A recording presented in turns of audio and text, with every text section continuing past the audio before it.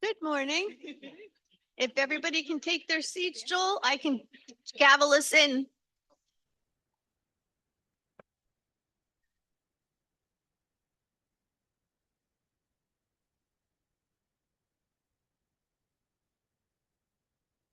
Yeah. We are as soon as Joel comes and sits down.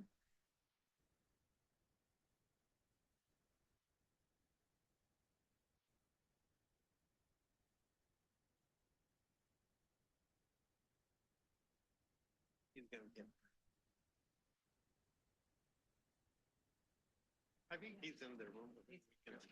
Okay, we're going to start. Good morning. Welcome to the March 12th Regional Planning Committee meeting. Before I move forward, I would like to ask our interpreter how to access interpretation. Announcement from interpreter. To use the interpretation feature, please scroll to the bottom of the Zoom screen where the meeting controls are. Click on the interpretation icon, the world, and select English as your language. If you're joining through the Zoom mobile app, cell phone, tablet, etc., please press the ellipsis, then interpretation, and then choose your language. Finally, click on Mute Original Audio to not hear the original Spanish low in the background. Headsets are available for interpretation. If you're in the meeting room, please check out a headset from the receptionist in the lobby. Aviso por parte del intérprete. Para hacer uso del servicio de interpretación, favor de desplazarse a la parte inferior de la pantalla de Zoom, donde aparecen los controles. Haga clic en el icono de interpretación, globo terráqueo, y seleccione Spanish, español. Si está utilizando la aplicación móvil de Zoom, celular, tableta, etc., presione los puntos suspensivos, luego interpretación, y luego el idioma. Si no desea escuchar el audio original en inglés en el fondo, por favor seleccione Mute Original Audio, silenciar audio original. Contamos con auriculares disponibles para el servicio de interpretación. Si se encuentra en la sala de reunión, favor de pedir auriculares con la recepcionista en el vestíbulo.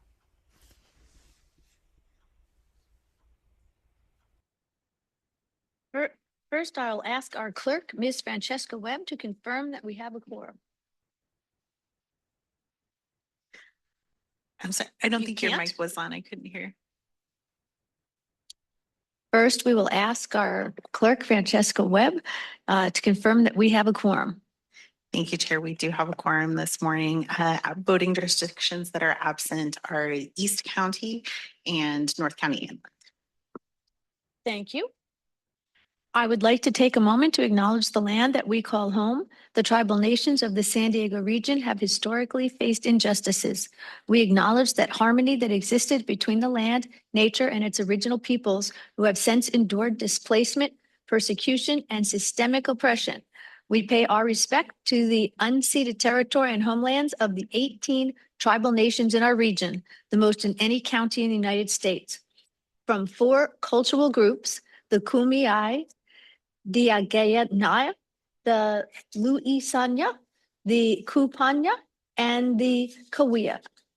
This land has nourished, healed, protected, and embraced them for many generations in a relationship of balance and harmony. As members of the SANDAG community, we acknowledge this legacy. We aspire to learn from Indigenous traditional knowledge and experiences in undoing the injustices of the past. I will now call the meeting to order. Please join me in the Pledge of Allegiance.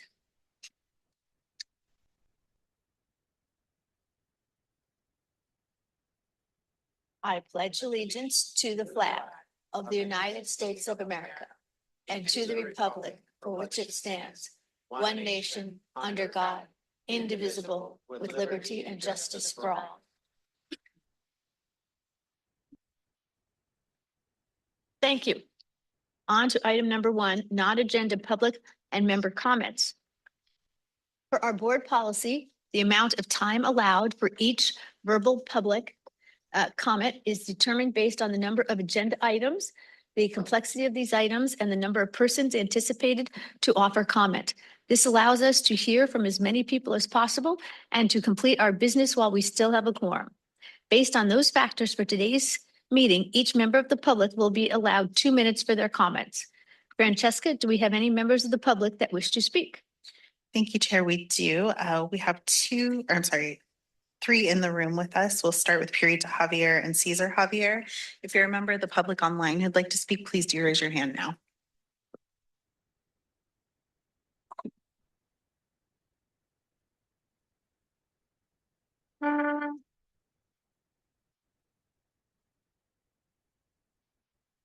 Alan. Yes. You say good morning. Uh, Good morning. and Yeah.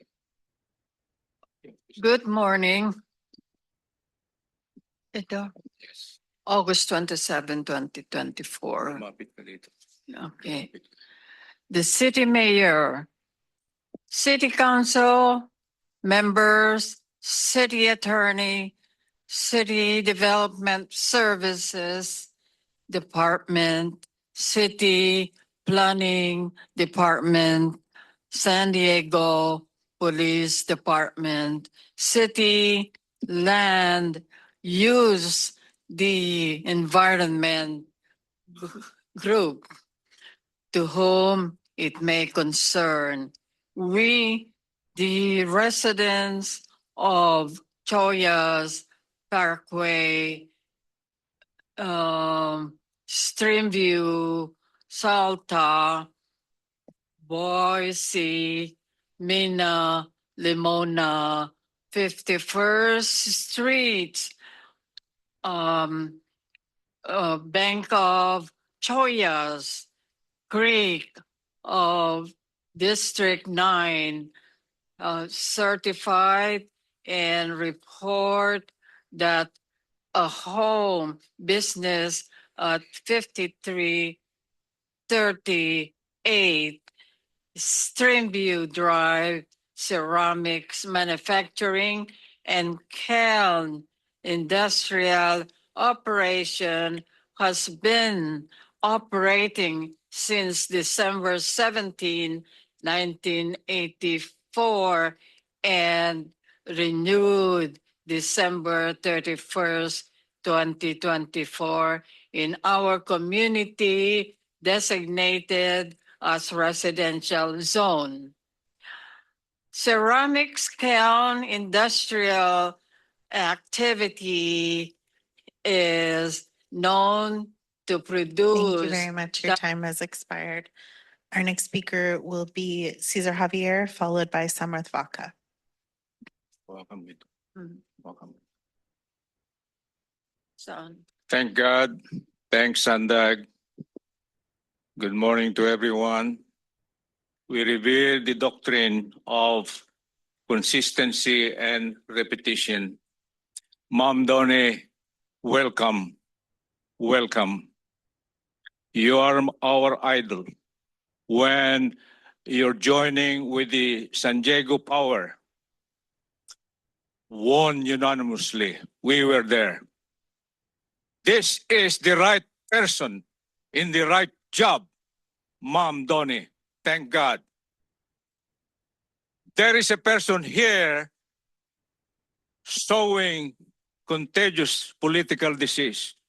Councilor, I do not know the first name, but Lee. Sir Lee, we have been asking you as the chair working committee on land use. This is wrong. This is not supposed to be in a zoning we call residential because there are humans. There are lowest form of animals right there. And you did not ignore, you did not look into our community issue. This is not personal, sir, because we are part of the governance. Our elected officials, 11 of them, sorry for my language, I'm nervous.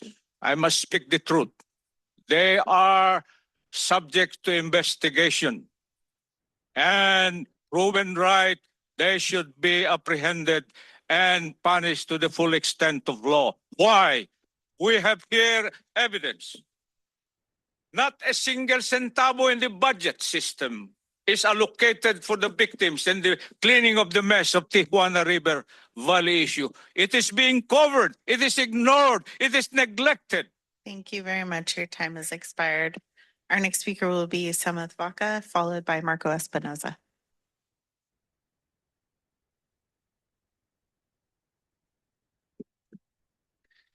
Good morning, members of the committee, and thank you for your time today. My name is Samarth Waka, and I'm presenting a proposal of how data-driven and AI-based traffic signal optimization can improve intersections efficiency and reduce congestion across our existing infrastructure. So the problem is that drivers spend 7 to 10% of every trip just sitting at red lights.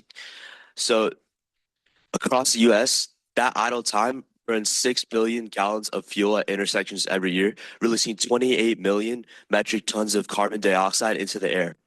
Here's how we can start solving it.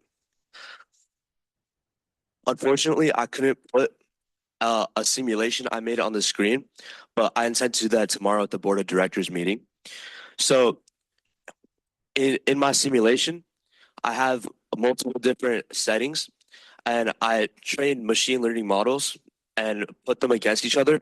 In that test, fixed timing models came out with the worst results with the highest average wait times, and the best wait times was the model. The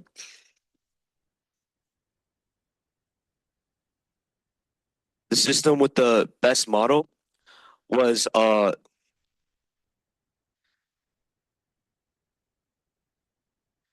DQNet model. So it scored a 62 in average wait time, resulting in a 35% reduction in the average wait time in the simulation. My full code and methodology are on GitHub and are available upon request. Our next steps are in San Diego's major roads, the 5, 15, and the 8, the cross city and the county lines. No single city controls the full route, which means that the coordinate signal timing across them requires exactly the kind of regional body that SANDAG has. The simulation data shows a meaningful improvement over what's in place today. What I'm asking for is a straightforward identify one stretch of road, review the methodology. Thank you very much. Your time has expired. Our next speaker will be Marco Espinoza, and Marco will be our final speaker on this item.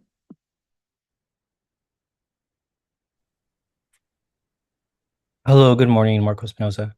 I just wanted to say that I was virtually present and good luck with a very healthy, productive meeting.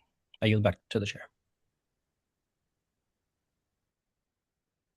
That concludes the public comments.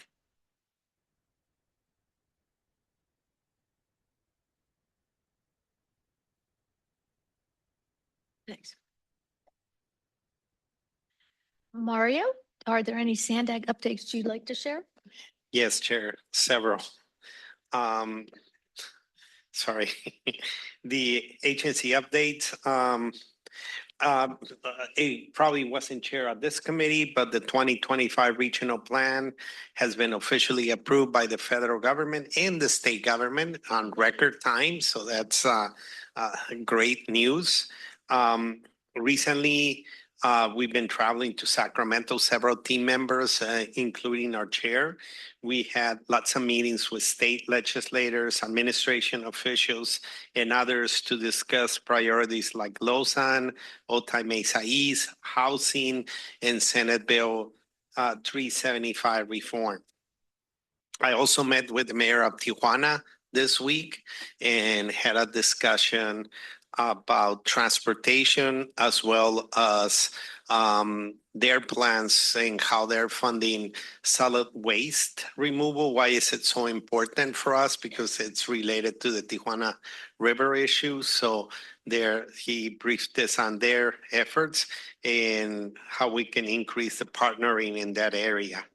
Regarding the working group structure, we had mentioned at our last meeting that we were going to bring to an item to executive committee about transitioning the working groups for TC and regional planning committees and make them task forces. So that has been approved. So we will be moving forward with that also. Another item very general for the agency and very good news. I'm happy to welcome Everett Townsend as the new upcoming Senior Director for Regional Transportation Services. Everett is going to be starting March 23rd. He was formerly the acting district director at Caltrans, and he has a wealth of knowledge in operations and maintenance. Also on some project updates, very happy to announce the Smart Road Initiative Program. $55 million have been awarded to 36 projects on 6 to 16 local jurisdictions for our Smart Road Incentive programs.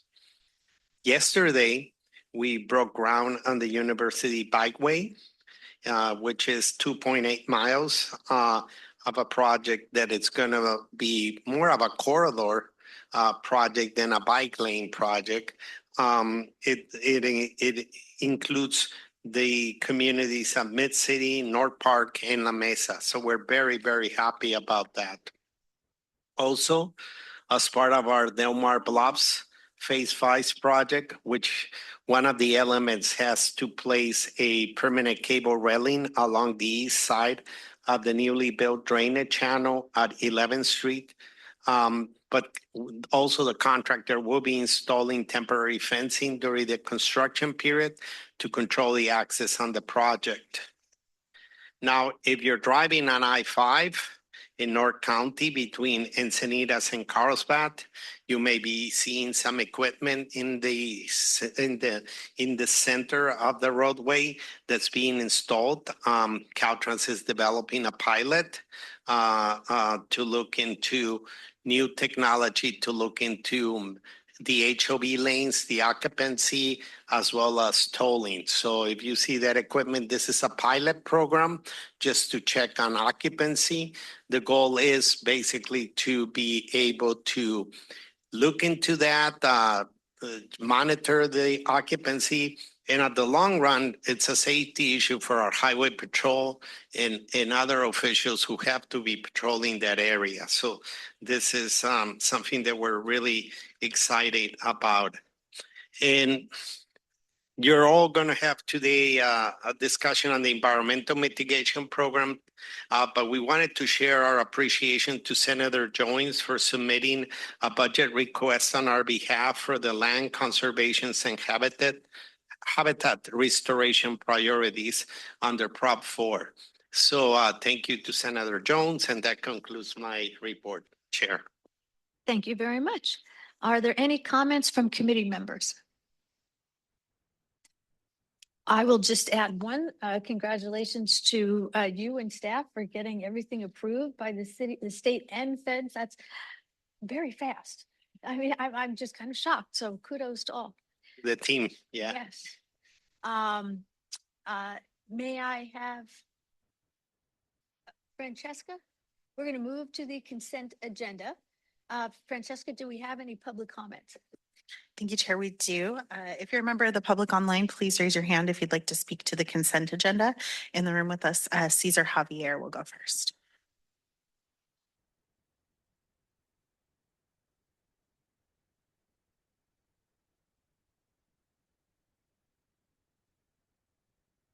Thank you. Let's approve the minutes. The process is good, better, best.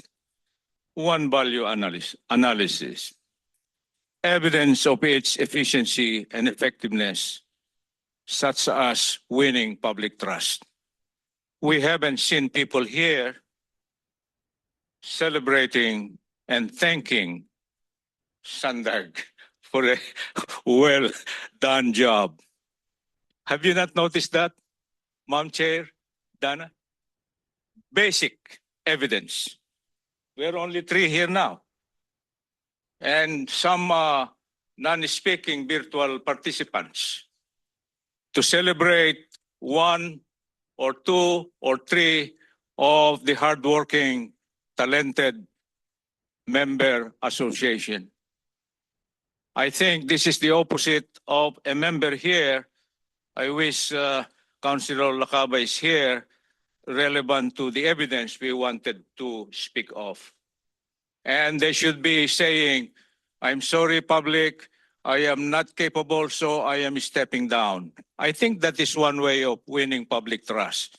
Councilor Lee, if you cannot do your job related to the minutes we have been speaking here many times, God help, let others capable do it because we are wasting time and it impacts health and safety of San Diegans.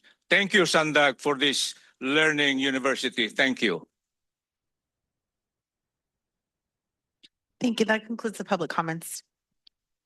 Thank you. Do any members have comments or questions on the consent agenda? Seeing none, may I have a motion to recommend the consent agenda? May I have a second? Original motion offered by Kent Lee, second by Joel Anderson. Thank you. Please vote.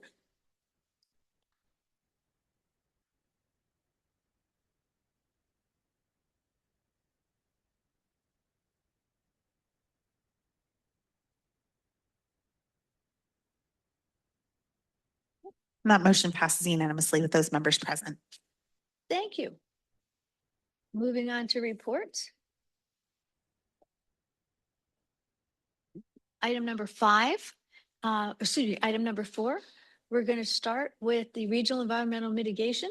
Welcome Kim Smith and Kirsten Utel from SANDAG, Jacob Armstrong from the county, and Stephen Cook from Intersecting Metrics will provide a 2-part presentation on efforts to increase the efficiency of mitigation by taking a collaborative regional approach. We'll be taking public comment after the second item.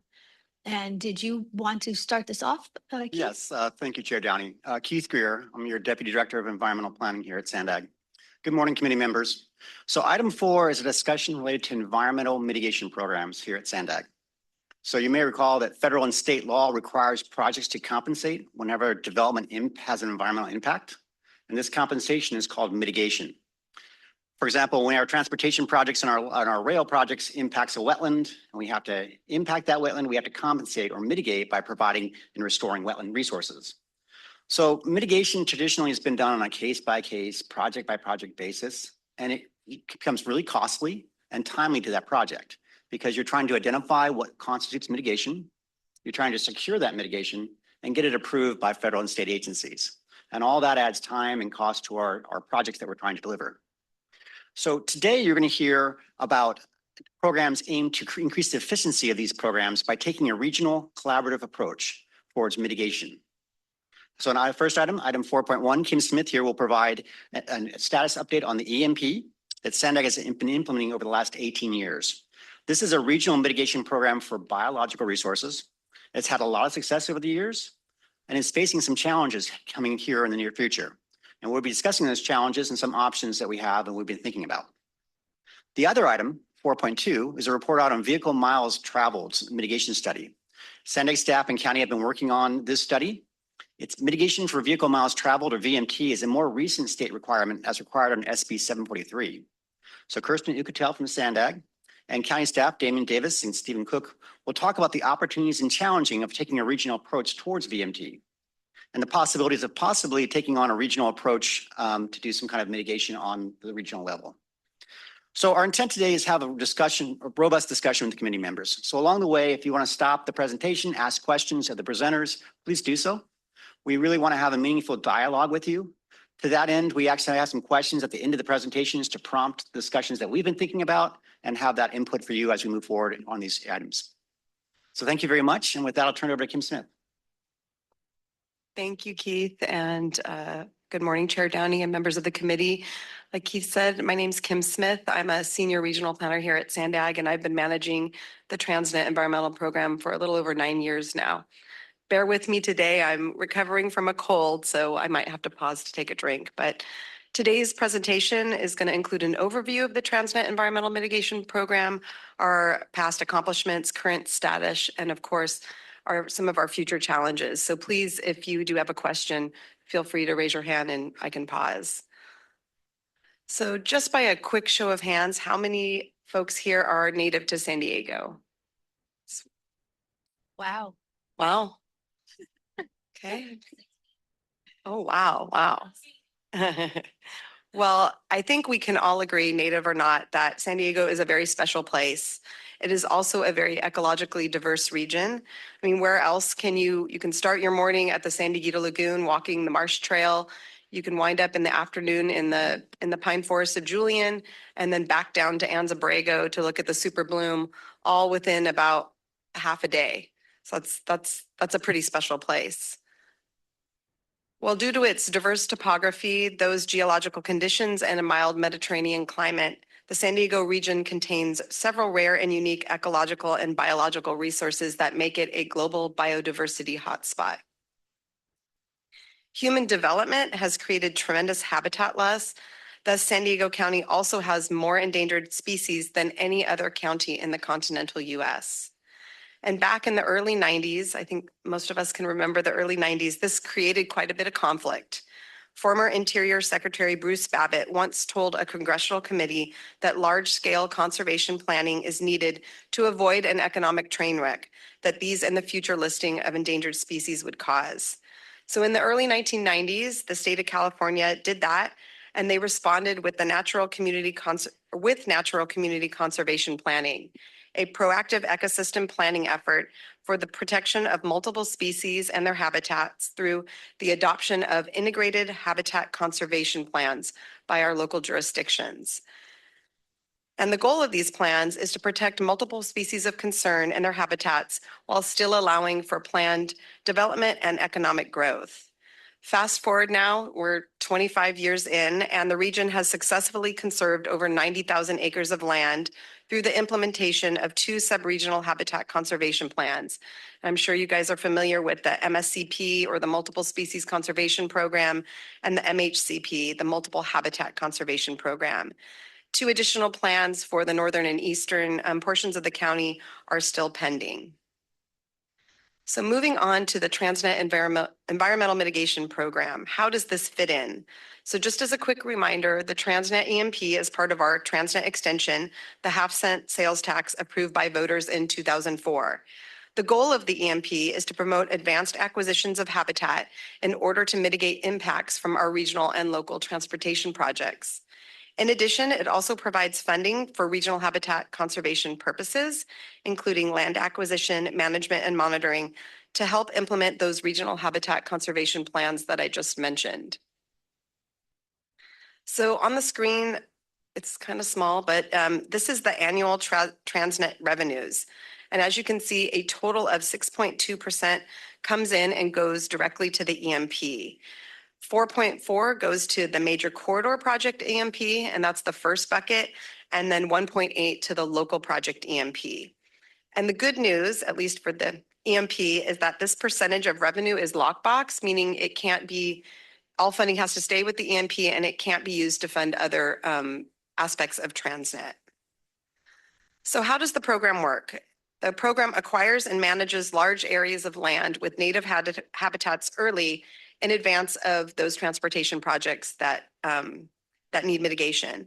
And we've been very successful. It's allowed us to reduce overall cost, to accelerate the delivery of our transportation infrastructure projects, to implement those regional habitat conservation plans, and also it's helped us decrease the listing of species as threatened or endangered.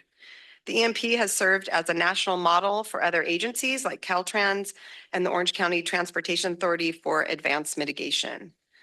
And I always like to include this one. This is a great example of the EMP at work. At the 11th hour, this is on the Midcoast Trolley Project, the federally listed endangered fairy shrimp, and that's the little guy in the circle, the white circle there on your screen. I kind of like to equate them to if you were, when you were younger, you ever saw those little sea monkeys, kind of looks like that. Well, this little guy was found in our project alignment. And fortunately, because the Transnet EMP was in place, SANDAG was able to use land that was already acquired for mitigation. And within just 1 week, the agencies approved, resulting in no delays to the project. So on the screen above is just a laundry list of accomplishments since the inception of the EMP in 2004.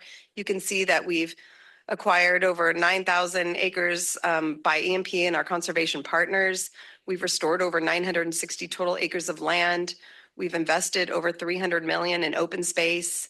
We've secured mitigation, and this is a really important one, for over 3/4 of our Transnet early action projects. So like Keith mentioned at the beginning, we're able to secure mitigation early in order to move those transportation projects forward. And then, of course, we've banked over 500 acres of habitat for local and regional transportation projects. So another success was during the first 10 years of our program, we were able to take advantage of lower land costs during the recession, shown in the light blue box. And we were able to acquire land for about half the cost of what was originally estimated, resulting in a significant cost savings early on in the program. And then the regional monitoring program has also been another success for our region. To date, the EMP has secured over 64 million in funding for regional management and monitoring activities, some of those shown on the screen above. We've awarded 136 land management grants totaling over 18.8 million to local jurisdictions, nonprofits that have benefited over 71 species of rare plants and animals. And probably what I think I'm most proud of in our program is the establishment of the San Diego Management and Monitoring Program, or SDMMP. The program coordinates science-based biological management and monitoring of conserved lands with over 115 partner organizations through the San Diego region. And then finally, our program not only has been able to acquire lands, but also restore native habitats, banking over 500 acres of habitat credits with over 400 available as mitigation for regional and local transportation projects. And unfortunately, there has been a very little demand since the inception of the program for mitigation for local streets and roads. I think since I've been here, I've maybe only worked on 4 to 5 projects that have taken advantage of this local EMP. One of the examples that I put on the slide above is the San Diego Lagoon. We created wetland habitat for impacts for the I-5 North Coast Corridor program, but the city of San Diego was also able to use this mitigation for their El Camino Real bridge widening project, again, being able to tap into those local mitigation credits. And maybe this is a question I can throw out right now to the group is, I'm not sure if any of you are aware that that local projects also can use local mitigation credits or the local EMP. I don't know if any of you were aware of that. As long as it's in the RTIP, then it qualifies. And so we're able to help jurisdictions. We've got habitat banked.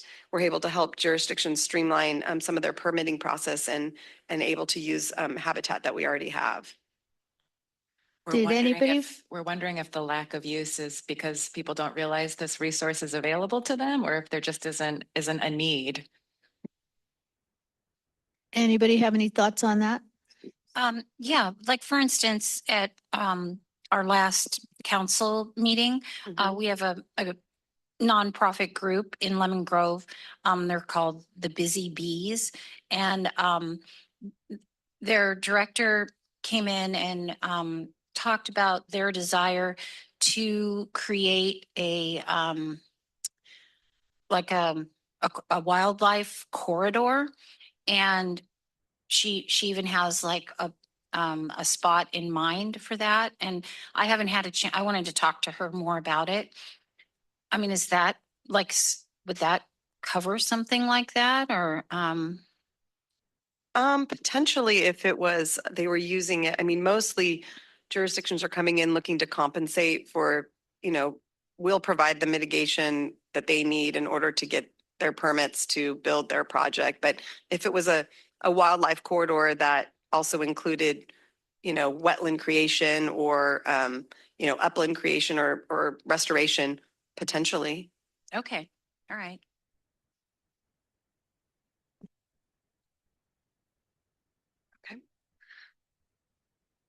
Okay, moving on to the current status of our program. So where we currently are, well, as I've mentioned, we've completed most of our acquisitions. So we were able to take advantage of those low land costs early on in the program. We don't really have any need right now for new acquisitions because we do have these mitigation land credits banked for our transportation projects. So what we've been focusing on is wrapping up restoration efforts on current projects. On the screen are two of our largest lagoon restoration projects, San Elijo and San Dieguito lagoons, both serving as wetland mitigation for our larger I-5 North Coast Corridor program.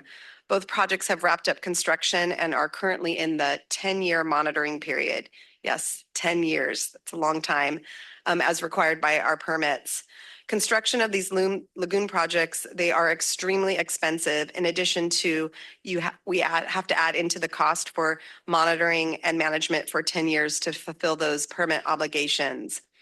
In addition, as we do these large-scale lagoon projects, things come up. I'll use San Elijo, for example. Right now, we're grappling with the inlet seems to keep closing up. So more sand is coming into the system.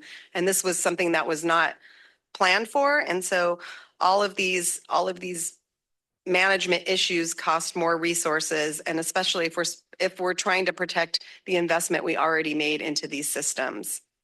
Can I ask before you change that slide, put that slide back on? Slide 13. There we go. Can you identify that large on the bottom left corner? What is that? That is an octopus. So the great result of the San Elijo Lagoon Restoration Project is that because we opened up those tidal channels you can see on the top, we got more tidal circulation coming in. And so we did increase the biodiversity at the lagoon. And so I think in that first year, we found things like octopus, there was sea lions coming up into the lagoons, species that they hadn't seen there. Those in that area. So kudos to the plan. Yeah. Thank you. Okay, and then in addition, we're currently also working on transferring additional mitigation properties. These properties were purchased with EMP funds purchased by Caltrans, so they're state-owned properties, and we need to transfer these to qualified land managers. Our permit requirements for all of those transportation projects that I mentioned obligated the EMP to provide endowments for the management of these mitigation sites in perpetuity. So we have to provide the funding for a qualified land manager to manage these forever. And currently our program does not have that funding. So to wrap up, while the EMP has had its fair share of successes, as I presented, and it's shown there on the left side of your screen, it also faces some challenges. First challenge is our short-term cash flow issue. So at the beginning of the overall program, to get it started, we bonded it against the program in addition to borrowing funds from our major corridor projects. Now we're in a repayment period, and the EMP won't be going back into the positive till about 2036. In addition, as mentioned above, we just completed those back-to-back large lagoon restoration projects that cost over $200 million to just construct. And this was really a calculated decision at the time to allow the I-5 North Coast Corridor program to move forward. However, it has affected our short-term cash flow or cash flow in the short term. And then moving on to endowments. In that slide, I showed some photos of some of our properties. We have over 30 properties that will need endowments for the long-term management and perpetuity. And as I said, currently our program does not have the funding to cover these obligations. Future funding for the SDMMP.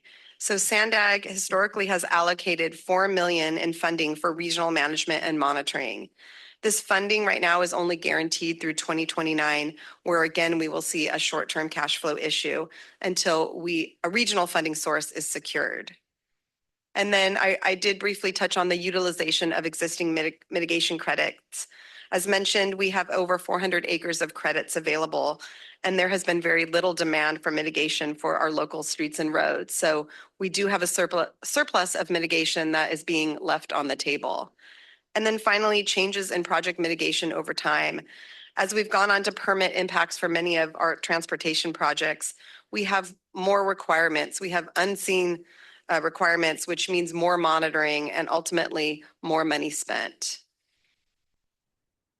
So what are our next steps? Managing this cash flow issue of the EMP is part of a larger discussion on how best to leverage funding sources to advance the delivery of projects and programs throughout the San Diego region.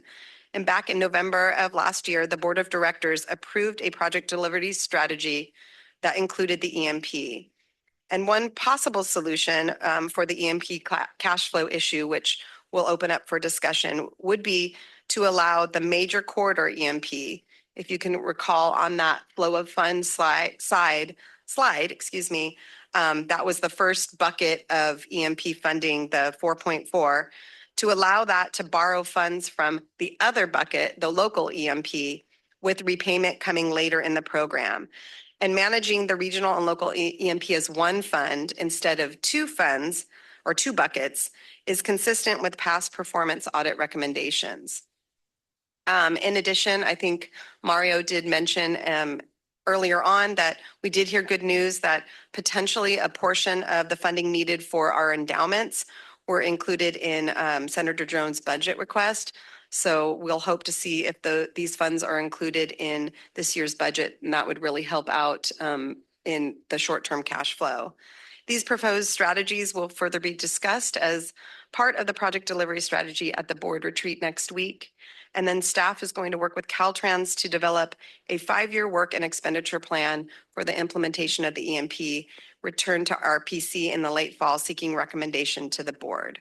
So that concludes the presentation, and I'm going to now turn it over to Keith. Can I ask? I have a question if I could before we move to Keith. I'm sorry to hear that the North County and East County plans have not been officially finished. So my question is, all the funds that we're talking about, and we need to find them, we need to fund it in perpetuity, none of that will go to the East County or the North County because they don't have their plans finished. So I'm trying to figure out, where are they? I mean, I thought 10 years ago they were eventually going to be finished. So is it just something that's not going to happen, or is there something we should be doing? So as far as I know, the North County plan, the North County MSCP is supposed to be finalized in 2027. That's what we're being told. And then the East County plan, I don't even think they've started to work on that. So if it's, assuming it makes 2027, then will we have more need to be funding? Because right now we don't have anything in that plan that we've got is for habitat, right? We don't have any banked anything. As far as I believe, the jurisdictions may need help with regional management monitoring, management of concerns land. So there will be a bigger gap, right? That's what I was assuming. Just wanted to make sure that was aware. Thank you. And I'm sorry I interrupted. Oh, no, that's okay. Why don't you put this on? So we have a list of discussion questions, and whatever the committee would like to do, I can frame each question, and then we can pause after each question, have a conversation, or I can go through all 4 of them right now. And my inclination is to kind of frame each one and have a conversation. So the first question we have is, should SANDAG seek reimbursement from federal and state funds for mitigation already achieved through the EMP? And just to frame this question, our Transnet funds are local funds, and what we try to do is attract state and federal funds. And for our capital delivery, that works very well and we're very successful. But the EMP program is an advanced mitigation, meaning we don't have a project right now. We are mitigating now, and we are future have projects use that mitigation. So the EMP Transnet funds has provided all the mitigation, all the funding for the mitigation to date. No federal or state funding. The philosophy has been is that we provide that mitigation now, we'll get additional federal and state dollars for construction. That model we think needs to change. So our question is, should, when we provide mitigation for a future federal or state funded project, should we also be asking for mitigation reimbursement? And so that's our first question, is how we handle the mitigation for future federal and state obligations. I like the question, but why would we not? I mean, I don't understand what the downside of that would be. There is no downside. I think this is one of the biggest lessons learned in my career at SANDAG is we should have done that, and we are just catching up to that now. So we don't see a downside on it. We just want to make sure we're all on the same page. Does anybody want to discuss it further? Yeah. Okay. These questions get harder. Kim was mentioning that the EMP is made up of 2 programs. One's for regional projects, like our regional rail and our regional highway programs, and it provides all the mitigation there. The other fund's for local streets and roads. And you saw that we have about 500 acres of land, mitigation banked, ready and going, but there hasn't been much demand. So our question is, should we seek to maximize the use of that local EMP by allowing it to fund some of the regional EMP where there's a need, and then at the end of the program, reimburse the local streets? So it's a cash flow issue between these 2 funds. They both have to be made whole, but we have a short-term cash flow in the regional, which we'd like to borrow from the local. Again, we see no downside to none, but we want to make sure that we're all on the same page. Again, did you want to say something, Bruce? I guess what I was trying to understand is the magnitude of the dollars that you're talking about. How many dollars are we talking? How long for the borrowing? And since these are statutorily set, in other words, the 1.8% and 4.4, I assume we have to ultimately abide by spending it in the proper category, unless you can tell me there's some statutory relief there. So you are absolutely correct on all that facts. Two programs, both lockboxed, both have to be spent in those boxes. Right now, our projections are that we have a short-term cash flow for the regional projects, and then it goes surplus at the end of the program. Yeah. Right now, for the locals, there's no demand, so it's keeping growing year over year over year. And our intent is to borrow from that local program, but it gets repaid back at the end of the program itself. So what's short term? How many years? 10 years. So we have a 10. That's short term? What's long term? 30 years into the program. Wow. Okay. Your idea of short term and my idea I'm not of going to short win. term are way different. And dollars. I usually like to, we talk about borrowing. How many dollars are we talking about? Can we put a cap on it and a duration on it? That's what I'd like to do. All that's part of the project delivery strategy, which we'll be discussing at the board retreat and part of a larger picture of not just the EMP, but part of the Transnet program itself. Right now, we have estimated $60 to $70 million need for the regional programs, 60 to 70 million. Okay. And again, we have to do what they call a plan of finance to make sure there's capacity and the repayment and all that stuff. That hasn't been done yet, but that's the outstanding need that we have. Okay. And our annual revenue, just roughly for 4.4% for the regional and 1.8% for the local. Don't have that for you, Mayor, but we can get that back. And when the board retreat happens, we'll make sure we have those numbers. But it's like 2% of 400 million. Yeah. So in that range, right? So it's probably, I was checking the curves. It's, don't quote me on this one, but it's about 100 or more million of debt payment. So that goes first, right? So the 400 million, it may be of 300 or less, which is the percentage that you will be applying. Because after that, the paying the bonds that are already issued, but that's going to be, at the retreat, we'll have all those numbers locked down. And I think it's important I think the team mentioned this, but we're also doing research on the lock boxes and seeing what are the approvals needed. Because it may be a broader discussion of consolidating several of those boxes and making them basically into main columns like capital, local, and O&M. That could be, but those are things that I think are going to be a pretty robust conversation during the retreat to look into how can we just not have flexibility for our environmental mitigation program, but to deliver projects as a whole, as well as providing funds to the locals and the operations and maintenance issues the transit agencies are having. And I was just going through just rough numbers to get an idea how much money is going into the local. And if you take roughly 400 million times the 1.8%, it's about 7-8 million a year. Yeah, right? The number that comes to my mind has been over 10, so 10 to 11 million per year. Yeah, and I just looked at these numbers a couple of weeks ago. So, but yeah, there's 7 or 10, but I'll look forward to the numbers. And it just seems like when we're talking 60 to 70 million, it's going to be 100% shunted over there. And would we pay interest back in and all sorts of questions? I'll have more questions at the retreat. Thank you. I know the programs require interest repayment, so that is correct. It would require interest. Any other comments on that item? I look forward to discussion at the retreat. Item number 3 here is we have 30 properties that we acquired for state requirements for mitigation. They're currently held by Caltrans. So they are bought for highway widening projects. They are held by Caltrans and the projects have all been built. But the permit obligations haven't ended. So lands have been restored. They're sitting there waiting. One of the last permit obligations is to transfer that over to qualified land managers as required by the state. But no land manager will take properties without an endowment. Endowments for future management to make sure the properties are maintained in the correct states. Endowments are very, very expensive. It's the one area of the EMP program that the architects, when they created it, missed. They just didn't envision this much cost. So we have about, what's the cost for 50, 60 million? No. About 58 million. $50 million of our outstanding obligations are just for endowments. Now you've heard that we're working with the state to find federal state funds for those endowments. But we have this item with Caltrans is how should we work together? Because right now there's a state land, a state obligation for state permits, but they keep working back to Trans and EMP to pay for that, and there's no funding for that. So we have an obligation, but we don't have the funding to implement that obligation. And so we're trying to figure out how we work together to fill that gap.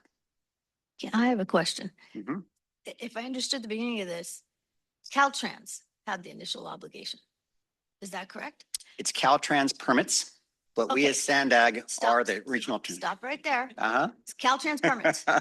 How did we somehow as lawyers, and we have lots of lawyers on our board and we've hired through the years, miss that we didn't have that written into the agreement with Caltrans? Well, remember the Transnet program at large is our contribution to those projects. So we're the funding agency for regional transportation. We work with our partners, Caltrans. So in a sense, their permit obligations are our permit obligations.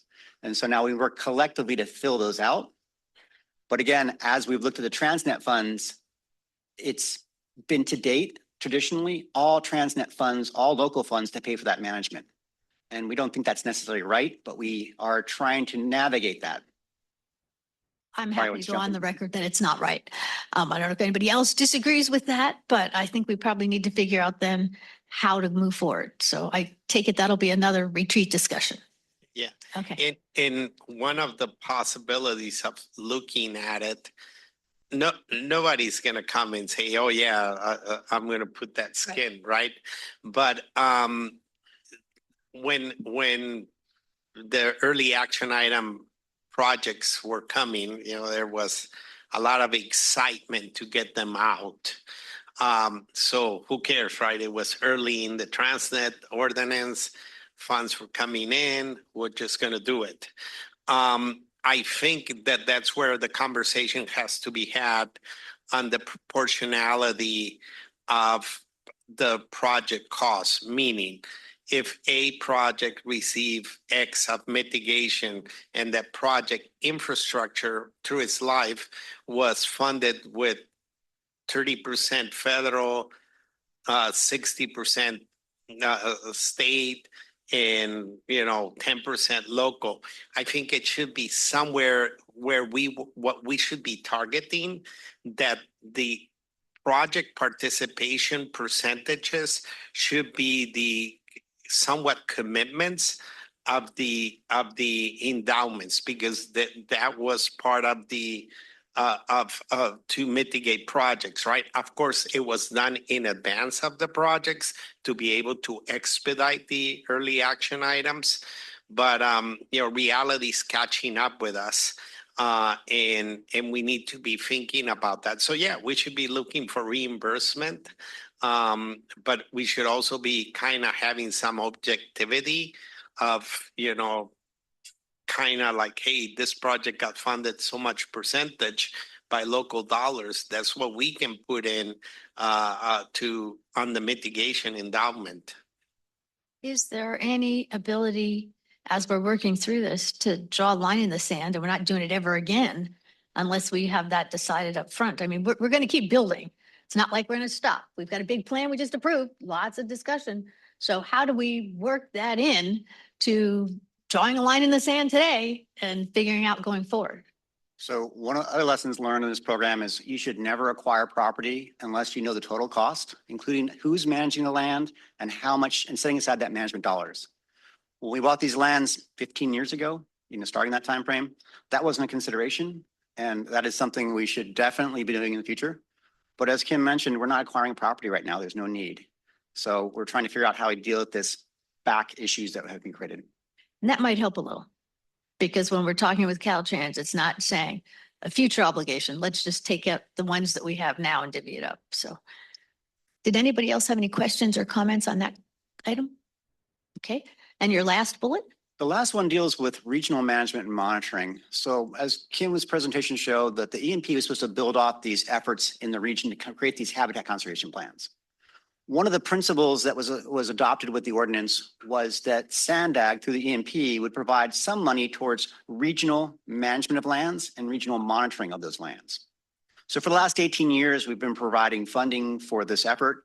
It's done some great work. The creation of a San Diego Management Monitoring Program has been lifted up. But our obligations under that are ending in 3 years, and we're looking towards the future. Right now, the habitat conservation plans in the region envisioned that there would be a future funding source. It hasn't materialized. So as SANDAG staff, we're bringing this issue to you to say, in 3 years, there's no more obligations for this, but we need to shift. And how does that shift look like? Should there be a different form of governance, such as a JPA or some other form?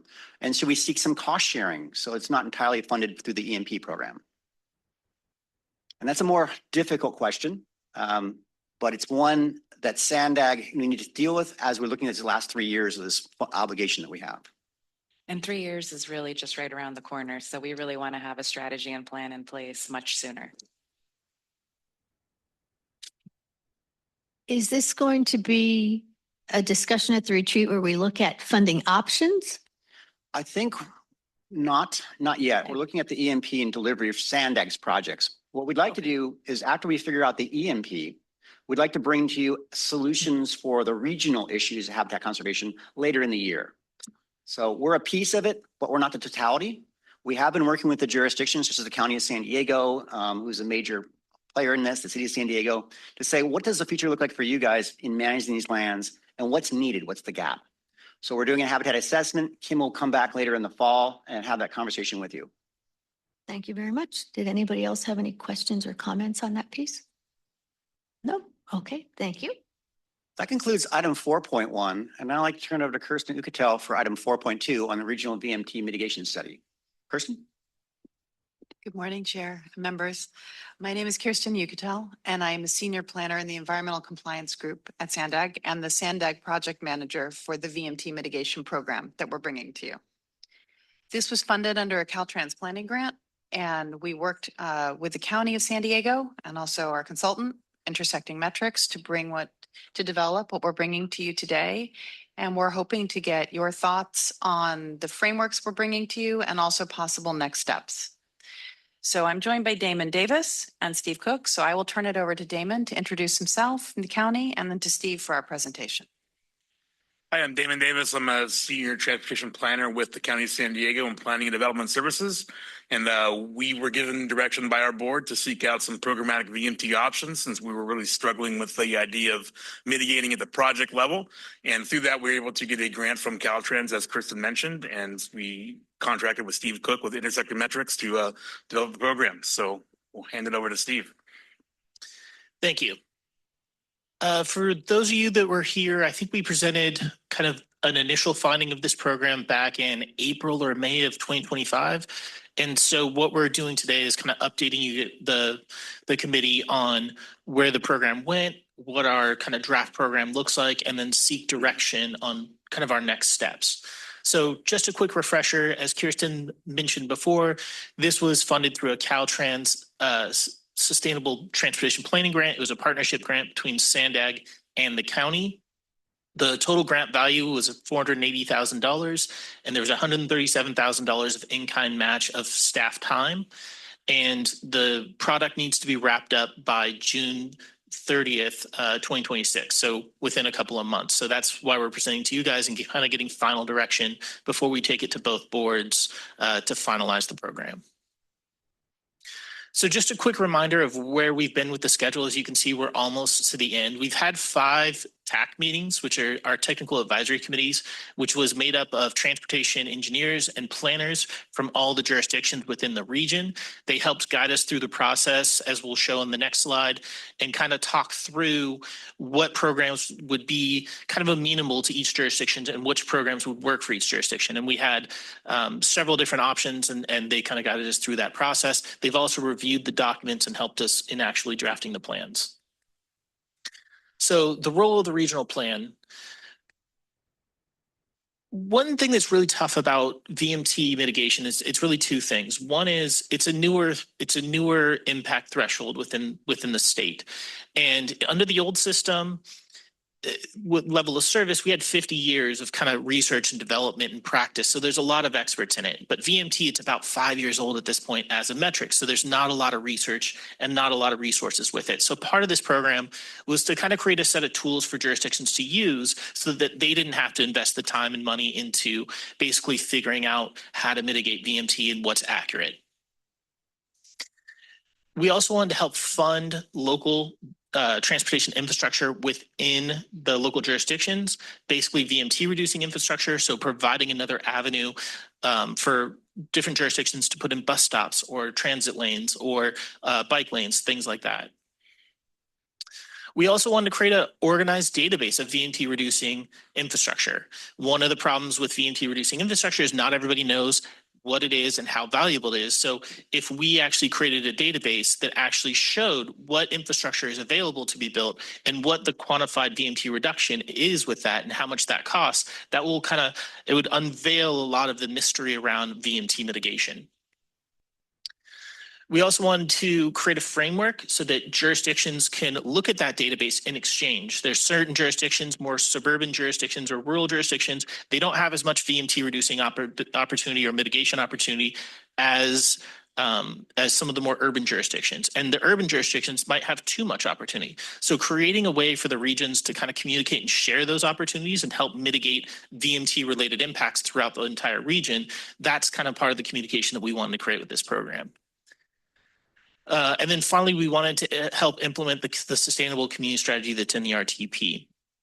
SB 375 is kind of what pulls everything together from a VMT standpoint and GHG standpoint. So this is to help really implement the region's sustainable community strategy. So I'll pause here and see if there's any questions. I should have mentioned before, this is kind of meant to be more of a conversational presentation. So feel free to interrupt me and we can have discussions as we go through. So any kind of questions at this point about what the program is or how kind of the history of it?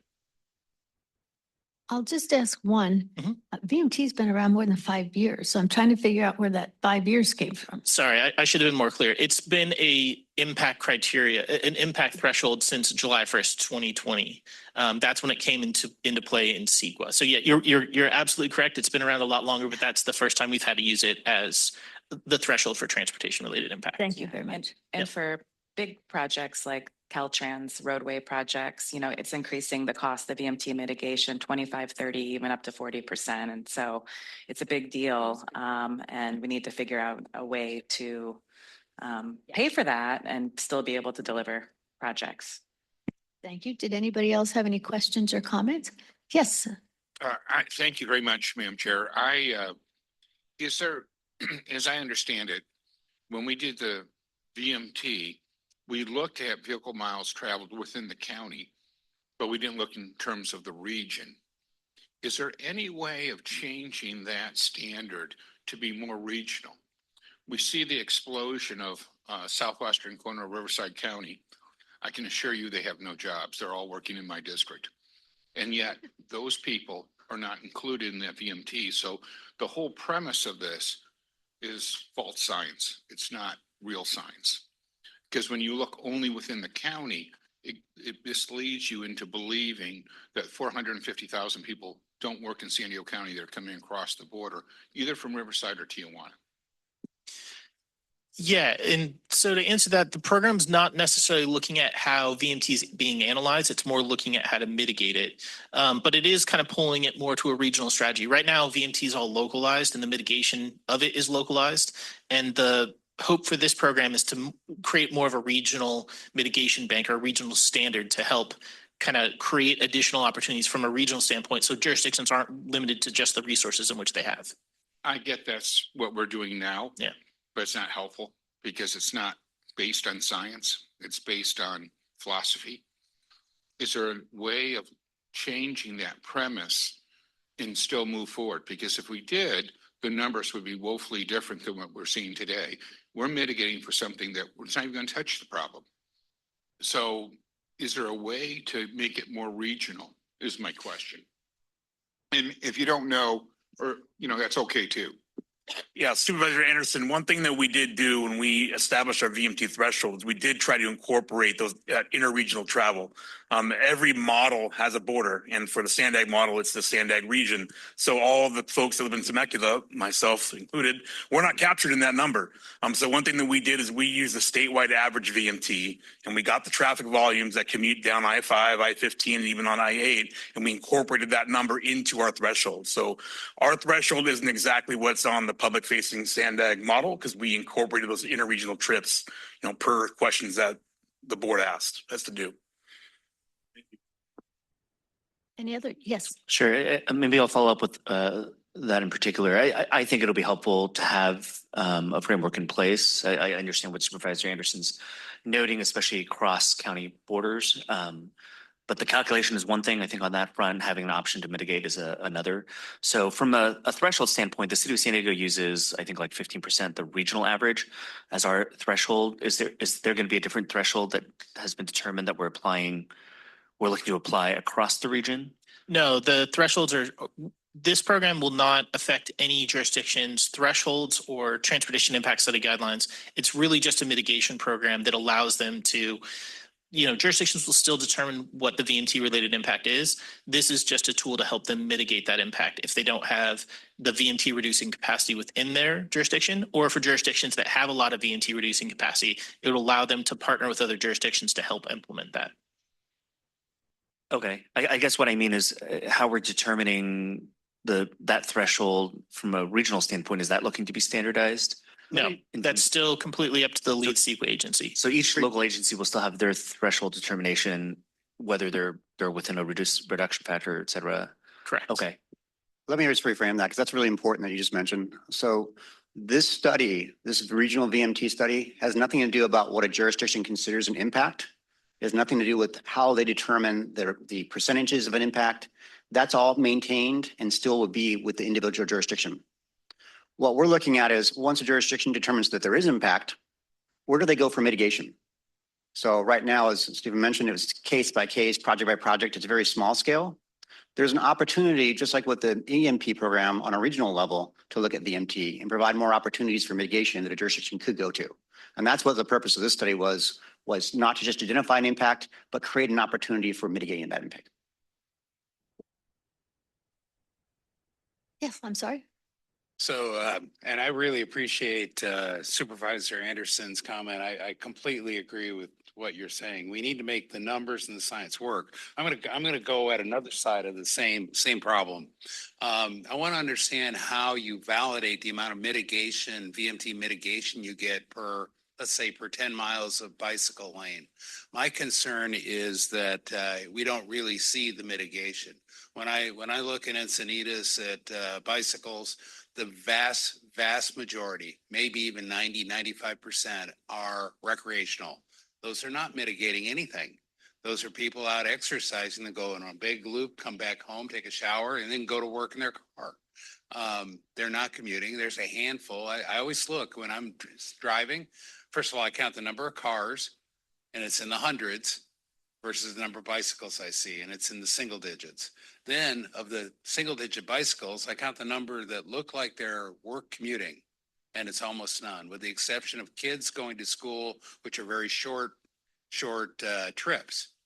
So that tells me that bicycles are mitigating short trips. And if you have 1,000 students going a tenth of a mile or one car going to Temecula, that's the trade-off. So I'm trying to get the science in this mitigation. So how do you validate your mitigation that if I put in 10 miles of bike path, I get how do you know how many vehicle trips you're taking off the road? So that's a good question. We'll get into that a little bit more further into the presentation. But Okay. what I will say is that's one of the issues that we ran into in the process. And one of the solutions that we developed is to develop a universal kind of VMT reduction calculator for the region. And one of the issues that we've experienced in the past is there are formulas that you can use, but those formulas require a lot of inputs. And those inputs can vary widely and drastically based on the location. It's kind of like what you mentioned is if they're shorter trips. So if it's in a more dense area, you have a higher opportunity for people actually riding their bike or walking. But if it's something that's out more in a rural area, it's going to be too far to do that. And based on how accurate your inputs are to those formulas, it can drastically change your VMT reduction numbers. And so what we did with this round was we actually took data from the SANDAG model, very localized data, kind of at the census tract level, to try and capture exactly what you're talking about is if it's within an area that is denser and there is a more opportunity like downtown San Diego, there's a much higher propensity for people to walk or bike if you provide the facilities where facilities that are kind of out more in suburban and rural areas may not have that opportunity. So we are trying to solve that problem and do it in a way that is accurate and easy to do for jurisdictions. So somewhere you're going to get to how you validated the model for all these different cases, for long distance driving, for local driving, and I'm going to be very curious as we move forward with this. I've been on planning commission over a long period of time, so I got very used to LOS. We still have LOS in our general plan, so we still enforce it. But now we're doing VMT, and yeah, I'm seeing more statements of overriding consideration as the only mitigating method, the only method around it. Right. So, Any other questions or comment? Please continue. So to review the process and kind of how we got here, we started with high-level options. And by the high-level options for program, it's, it was kind of a throw everything at the wall and see what sticks. No idea is a bad idea. So we looked at what other jurisdictions have done, looked at different theories that people maybe have not put into practice yet, but people have written papers about, and then also just kind of worked with the TAC to come up with ideas. And so we came up with, I think it was 10 to 15 ideas of different program types. We put that to a vote with the TAC. And from there, we selected 4 potential programs that we wanted to move forward for kind of a more deeper analysis. We didn't really do an analysis on those kind of first 10 to 15 alternatives, but the 4 that we selected, we did kind of a planning level analysis, looking at how effective they would be, how affordable they would be, and how applicable they would be to the different jurisdictions. We had a good set of evaluation criteria, and we gave a scoring system. We ran the 4 alternatives through that scoring system and developed a preferred alternative, which is what we'll present today. So what we came up with was a hybrid program. And by hybrid, I mean it involves 3 different program types and different levels of mitigation. And the reason why we moved forward with this is we wanted to provide jurisdictions an opportunity to have a local program, but also provide a regional program in case the VMT mitigation opportunities are imbalanced within there. And then we also wanted to make sure that we had different types of mitigation so that we could kind of lift every rock to make sure that we get every type of VMT mitigation we could to make sure we can actually mitigate our impacts. So with that, we developed VMT mitigation in lieu fee guidelines for jurisdictions so that they can implement their own in lieu fee program, their own localized one. And we also developed 2 regional programs, a credit program and exchange program, which would give jurisdictions the opportunity to both get funding for their own projects in which they want to implement, as well as post projects they want to implement to let developers within other jurisdictions to construct. So quickly, we'll go through the in lieu fee guidelines. The guidelines would provide a roadmap to develop an in lieu fee program with little to no outside assistance. That was kind of our goal with this program, is to give local jurisdictions the information and the data and the tools to develop their own in lieu fee program without hiring a consultant or seeking kind of outside advice. Through this, we provide the methods and the formulas to basically calculate the VMT mitigation rates. We provided an outline of a typical nexus study and program ordinance. We provided legal frameworks and basically a Q&A or an FAQ. And then we also provided several example studies of programs that have been developed. So with this kind of tool package, staff within jurisdictions hopefully would be able to build their own program in a very affordable way and have confidence that it would work. Any questions on the local in lieu fee program guidelines? I don't see any. Okay. So quick program overview of what an in lieu fee program is there's an impacting project. It pays a fee to the local jurisdiction or the lead agency. That lead agency then uses the funds to build VMT reducing infrastructure. It's structured much like any kind of other impact fee program. It would just focus on funding and building VMT reducing infrastructure. And once that infrastructure is built, the VMT impact would be offset. So now moving on to the regional program. So the local program, as I mentioned before, that's meant to give local jurisdictions control over how much they actually charge their development community and make sure that they have kind of a first bite at the apple.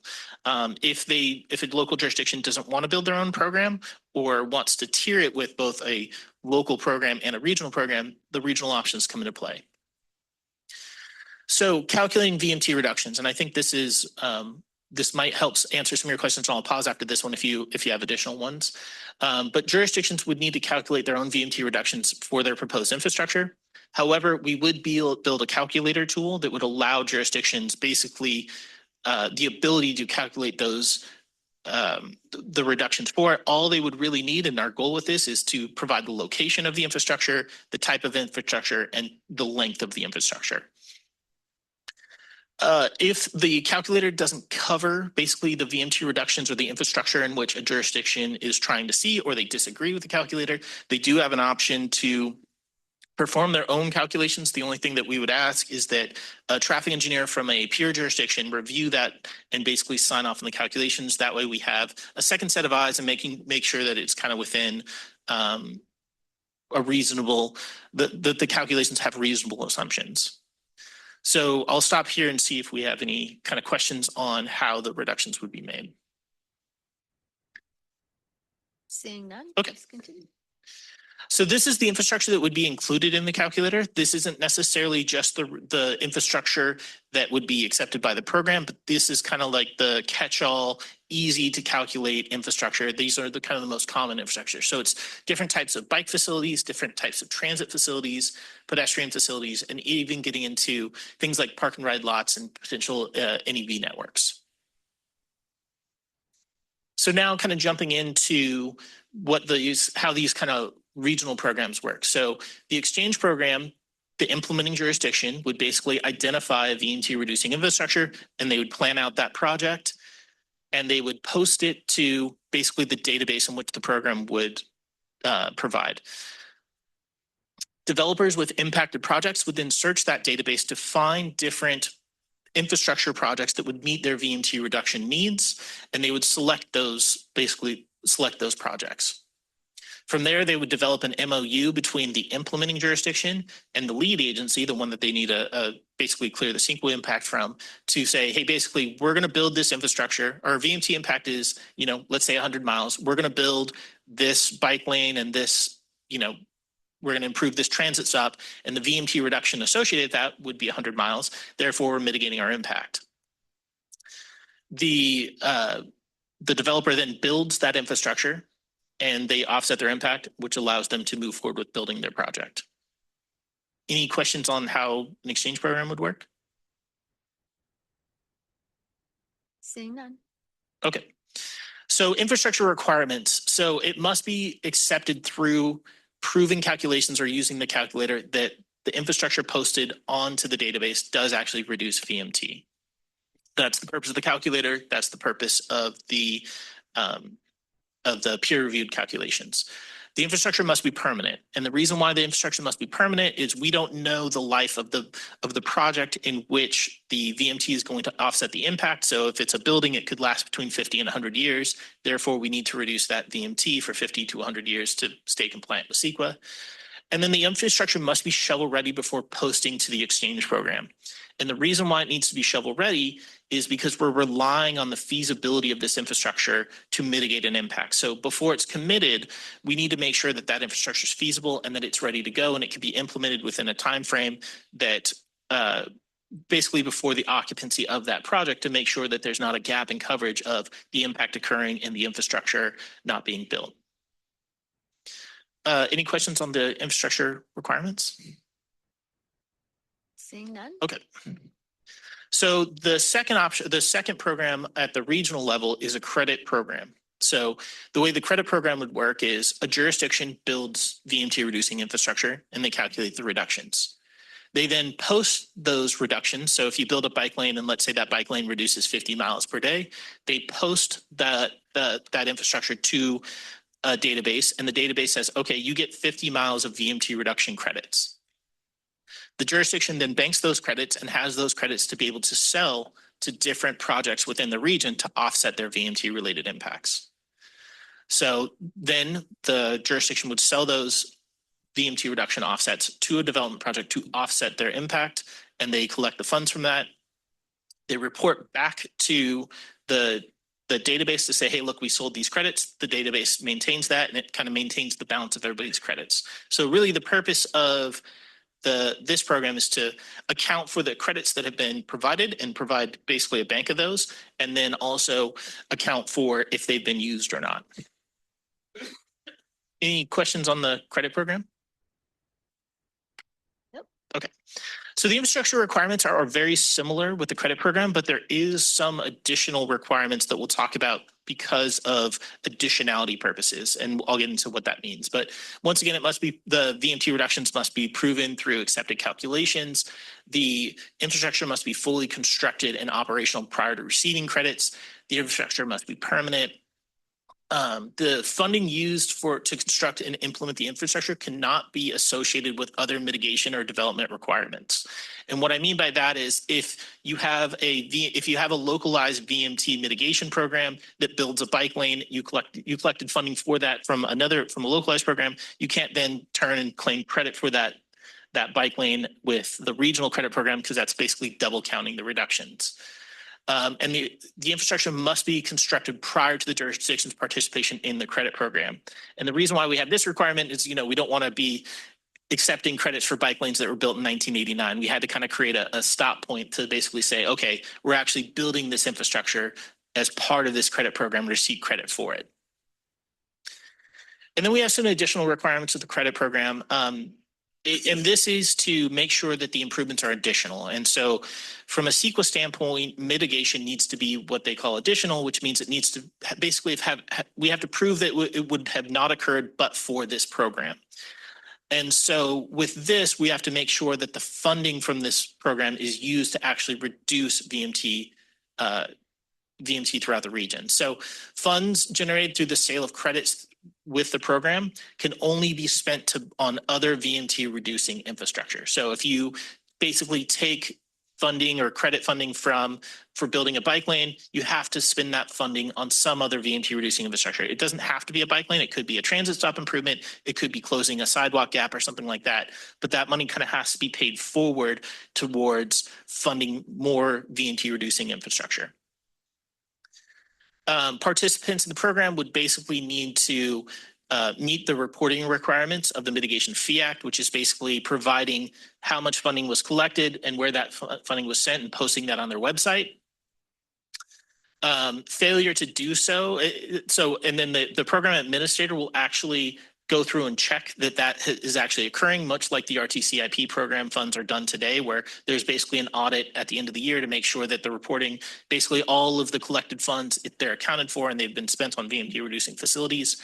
And then finally, jurisdictions who don't follow up the reporting requirements or have not really spent their funds correctly would no longer be allowed to participate in the program. Any questions on the additional requirements? Seeing none. Okay. So the TAC has had a chance to review the reports, the draft reports of all these different programs, and we did receive feedback.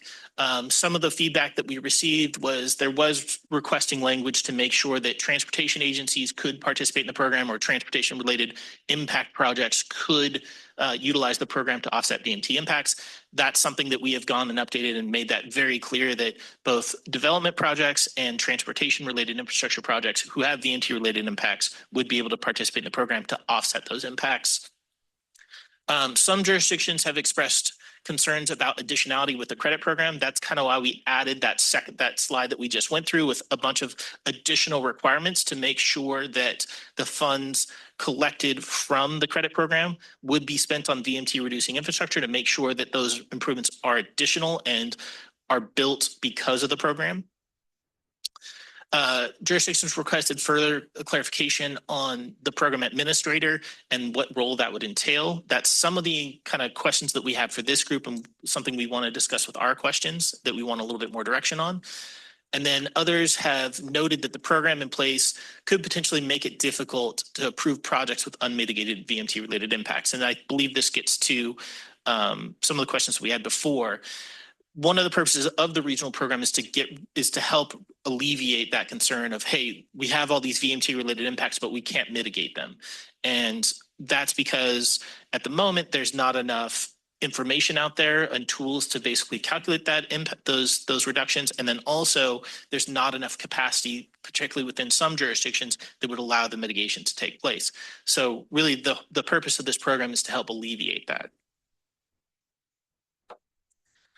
And then finally, we'll talk about AB 130. For those of you that are not familiar, AB 130 was approved by the state of California in June 2025. The bill had a lot of things in it and a lot about kind of streamlining CEQA. But one of the key aspects of that bill that affects this program or could affect this program is that the bill did require the state to build a statewide VMT mitigation bank. However, that mitigation bank uses affordable housing to reduce VMT and not infrastructure like this program. So there's not really overlap between the two. There wouldn't be double counting between the two because this program does not include really any affordable housing reductions. The AB 130 will be in place by law. The AB 130 needs to start collecting funding by July 1st, 2026. And that's kind of all we really know at this point. So next steps, we are presenting to the Transportation Committee in April. It'll be basically the same presentation and we'll also be seeking we'll have the same questions for them and be seeking some of the same input. We need to complete this assessment in June under the terms of the planning agreement. We need to then we will present to the county board and the board of supervisors in July. And then we'll continue to monitor AB 130 as it emerges just to make sure that the two programs are compatible. So kind of like what Keith had before, we have 4 questions that we did want to kind of seek feedback from this group. So I think it was best to just kind of go one by one. So we'll start with the first one. Is there interest in implementing a regional VMT mitigation pilot program? So what it comes down to is, we have the grant takes us through basically the development of the program, kind of where we're at today. It doesn't really get into implementation of it. Those are kind of next steps. So, we have developed a program. So is there really interest in developing a pilot program? The reports basically recommend doing it for 3 years. So, which would kind of correspond with the next RTP update. So it would give us a chance to implement the program, check the interest of the program, see the success of it, see how many jurisdictions decide to participate and see if it's how effective it is. So I guess that's our first question to the committee.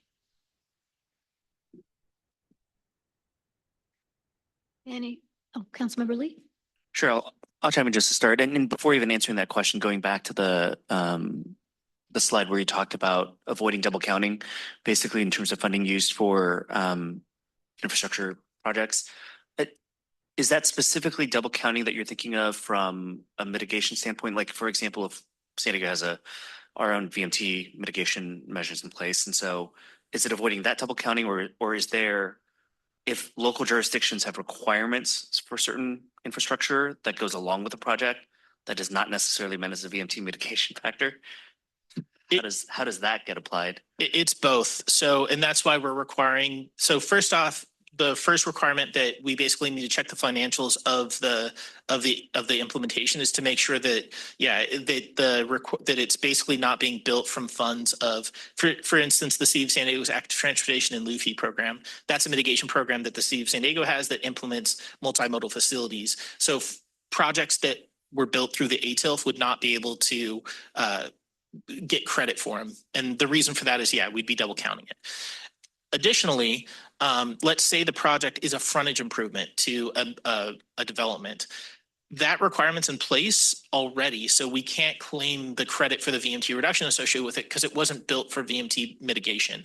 And so that's part of the reason why it's like if it's a frontage improvement or basically a condition of approval, we can't take credit for that either because it would happen without this program. Got it. That was actually where I was getting at, was primarily with frontage improvements as an example. My perspective is that there certainly is no reason not to implement a program. I think to me, the benefit here is the opportunity for projects, as you had mentioned, that currently are simply just not feasible because they have no opportunity to mitigate VMT, or that are very difficult to pencil out as a result of it. And the flexibility of another option certainly is helpful on that front. I just want to clarify that we don't have enough information right now to just jump in to implement a program because we need to understand what the costs are and who would administer the program. Right now, we don't have funding to establish a program. So if the RPC and TC gives us direction to continue to explore this and analyze this, the next step then would be to understand how it would be administered and what the cost to the agency would be to administer it. Yeah, I think I was just looking to answer the question of there's interest, I guess. So on my end, at least. Did anybody else want to make a comment or question? Yes, Mayor. Yeah, I wanted to ask the question of the understanding how AB 130 and any future SANDAG program would interact. In other words, project developer comes to one of the jurisdiction, wants to build something, they have to mitigate VMT to meet CEQA. Would the AB 130 mitigate it or the SANDAG? And either one could do it, so that it's only single counting? Correct. So what they would look at, what I would imagine would happen in that case is the developer would look and see which program that they would want to participate in or which program they'd have opportunity. What jurisdictions, and we do recommend this in the guidelines, that jurisdictions kind of head that off at the pass a little bit and create policies saying, you need to participate in this program. You need to participate in the localized program. If there's not capacity there, then you can go to the regional program. If there's not capacity there, you need to go then you can go to the state program, or you can kind of create a blended balance. So it's like you can reduce 30% of your mitigation through local, 30% through regional, and 30% through the state or something like that. Okay. What my concern is that developers will start shopping to the lowest, the most easiest project. If it turns out that they get the most VMT mitigation for the same dollar, they're gonna go.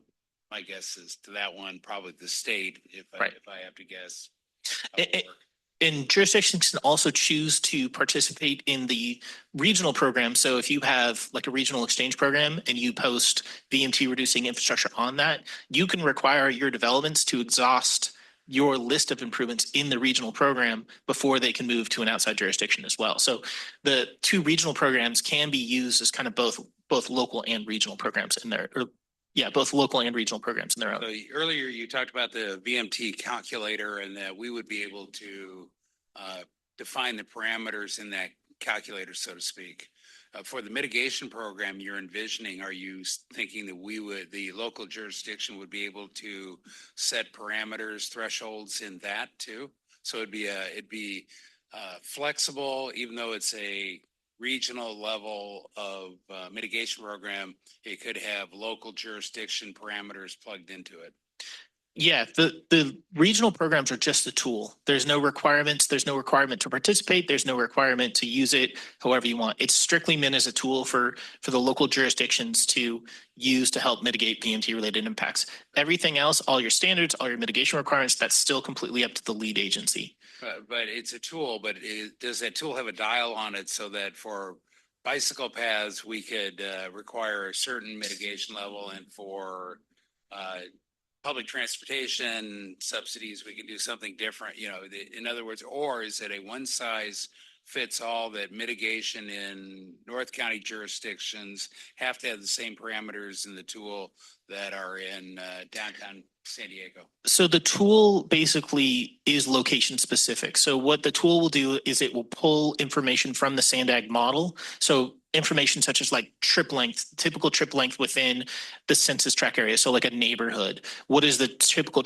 auto trip length of a vehicle within this neighborhood? What is the typical trip length of a bike trip within this neighborhood? So it gets down to that level of detail to make sure that the analysis and the mitigation reductions are accurate down to like the neighborhood level instead of doing it region wide. The effectivity of the mitigation, so that I understand the VMT measurement portion, but the mitigation derived from putting in infrastructure, there's a certain effectiveness of that. Would that be also tailored? Would it be set by SANDAG, or would it be set by the local jurisdiction for the mitigation in the local jurisdiction? Got it. So the calculator would be set by SANDAG, but local jurisdictions do have a choice to do their own calculations and submit those as well. You're not required to use the calculator. It's just something that will provide an easier path to do it. Okay. Thank you. Yep. Any other comments, questions? Thank you. Please continue. Okay, so the second question is, should SANDAG and the county pursue funding for the pilot program? This is kind of what I think the question before was asked.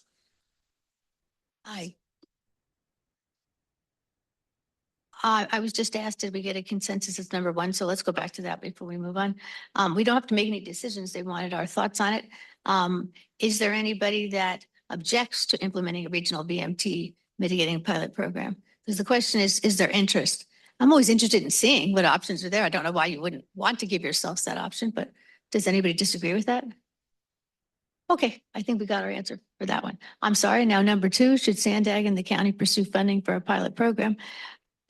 If the answer to one is yes, then the answer to two is yes. I was just going to ask you, what's the difference? That's why I wanted number one answer. Yes. Number two Makes perfect sense. Okay. So then the third question is, we don't have to move forward with all three programs at once. We can start smaller. The exchange program is probably the easiest to implement. And so do we want to move forward with both pilot programs at the same time, or do we want to move forward with just one, and which one would we want to move forward as a pilot program? I'll start off the dialogue on that one. My city doesn't have a great deal of land that we could put forth into an exchange program, but we have times we'll need it. So I would like to try and look at both, but if we can only do one at a time because of resources or whatever, what are your thoughts? What would be most useful to your jurisdictions? For us, it would be an exchange. It would be exchange. Would that be true for everybody? Exchange would be the most usable? I'm not seeing, well, let me ask you then. If we would say to look at both, is that going to be detrimental to going forward with either of them? No, it would just require more funding. So, because if you have two programs, you'd have to fund both of them, and they'd have separate costs. So it would be basically double the effort. Or actually, I think the credit program's a little bit more expensive because there's a little bit more administration involved in it. Well, maybe then we should, I would like to say we look at both, but given that's the case, if we have a preference for one over the other, we should at least let that be known. I'm sensing exchange seems to be the one most useful, but if not, please somebody speak up. I'll chime in. I think of the two programs, I don't foresee exchange being used as much as the credit program, providing a little more flexibility. Since the exchange program would really require that agencies are working directly with each other as opposed to interacting regionally. Even with the credit program, jurisdictions would have to still work together, because if a developer is buying credits from Poway, they'd have to, and the developments in Encinitas or, Escondido would have to accept the credits from there. Like basically they'd have to participate in the program and be okay with using those credits as mitigation. So both would require interaction between the two jurisdictions. So then we would have to do both at the same time. I mean, we couldn't do credit if we don't have exchange, you're saying. No. So No? exchange, so both programs require interaction between the jurisdictions. So a credit program, if someone builds, let's say Santee builds a bike lane and they get credit for it, a developer in El Cajon wants to use those credits. El Cajon would have to be part of the program and basically accept, yes, those credits are valid in El Cajon. We believe in the program. We think that this is valid. This does offset the mitigation. With an exchange program, same thing would happen. It would just happen a little bit in reverse. If it was a developer in El Cajon, Santee posted a bike lane, they would basically, the developer in El Cajon would say, hey, we'll build this bike lane to offset our impacts. El Cajon has to accept that as mitigation. But what you're telling me is that the city, whoever it is who's developing them, would decide on their own. So their city council would have to accept this as valid. Yes. So what does SANDAG have to do for that? Nothing. SANDAG or whoever, the last question of whoever administers the program, they're just acting as a communication device. So they would be the one basically posting, they'd be the central hub to post the improvements so that developers in different jurisdictions could actually look and see what the opportunities are to build VMT reducing facilities. Then I'll go back to my question.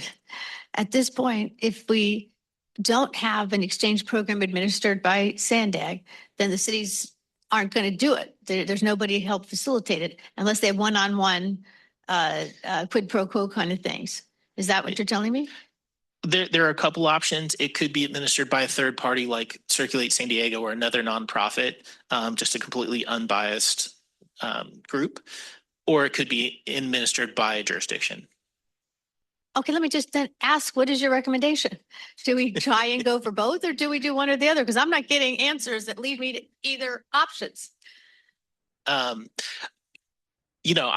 incredibly biased because I developed the program, so I think both have a ton of merit. I do think either SANDAG or the county, because they are regional agencies and their boards do cover the entire region, are the most appropriate to administer it. But that's my opinion.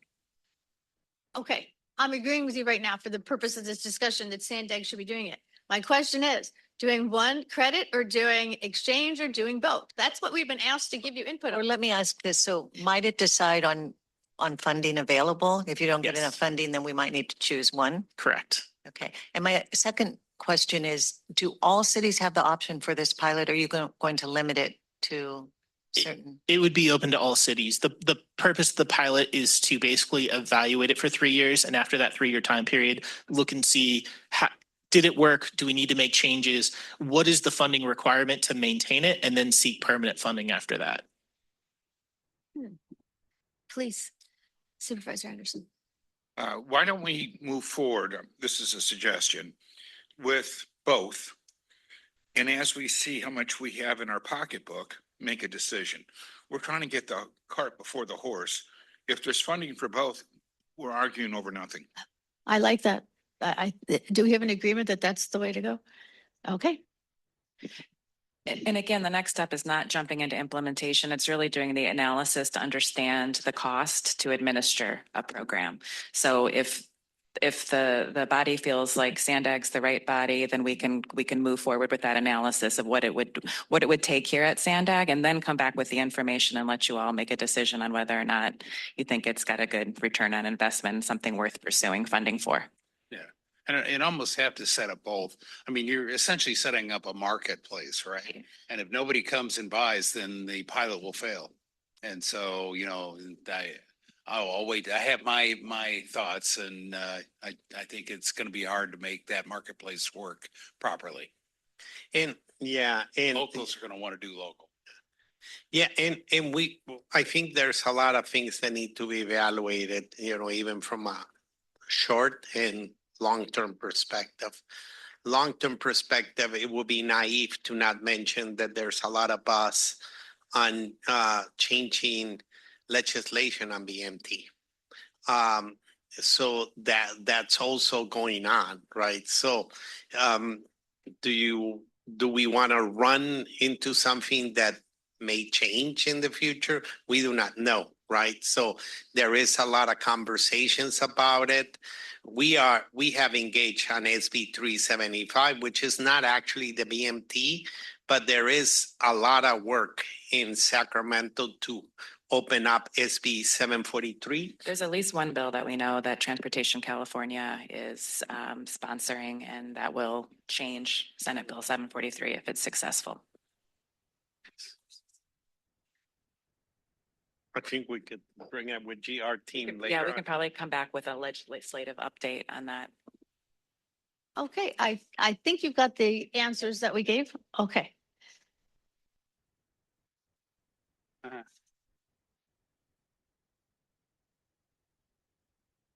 Okay, the next question, did we finish all these? I think you covered it already. Okay, I thought so yep. without. Okay, all right. Thank you very much. That was a great discussion. Oh, that's right. We have to go to public comment. I'm sorry. Francesca, do we have anybody that wants to speak on this item? Thank you. Yes, Cesar Javier will be first. If you're online and would like to speak to this item, please raise your hand now.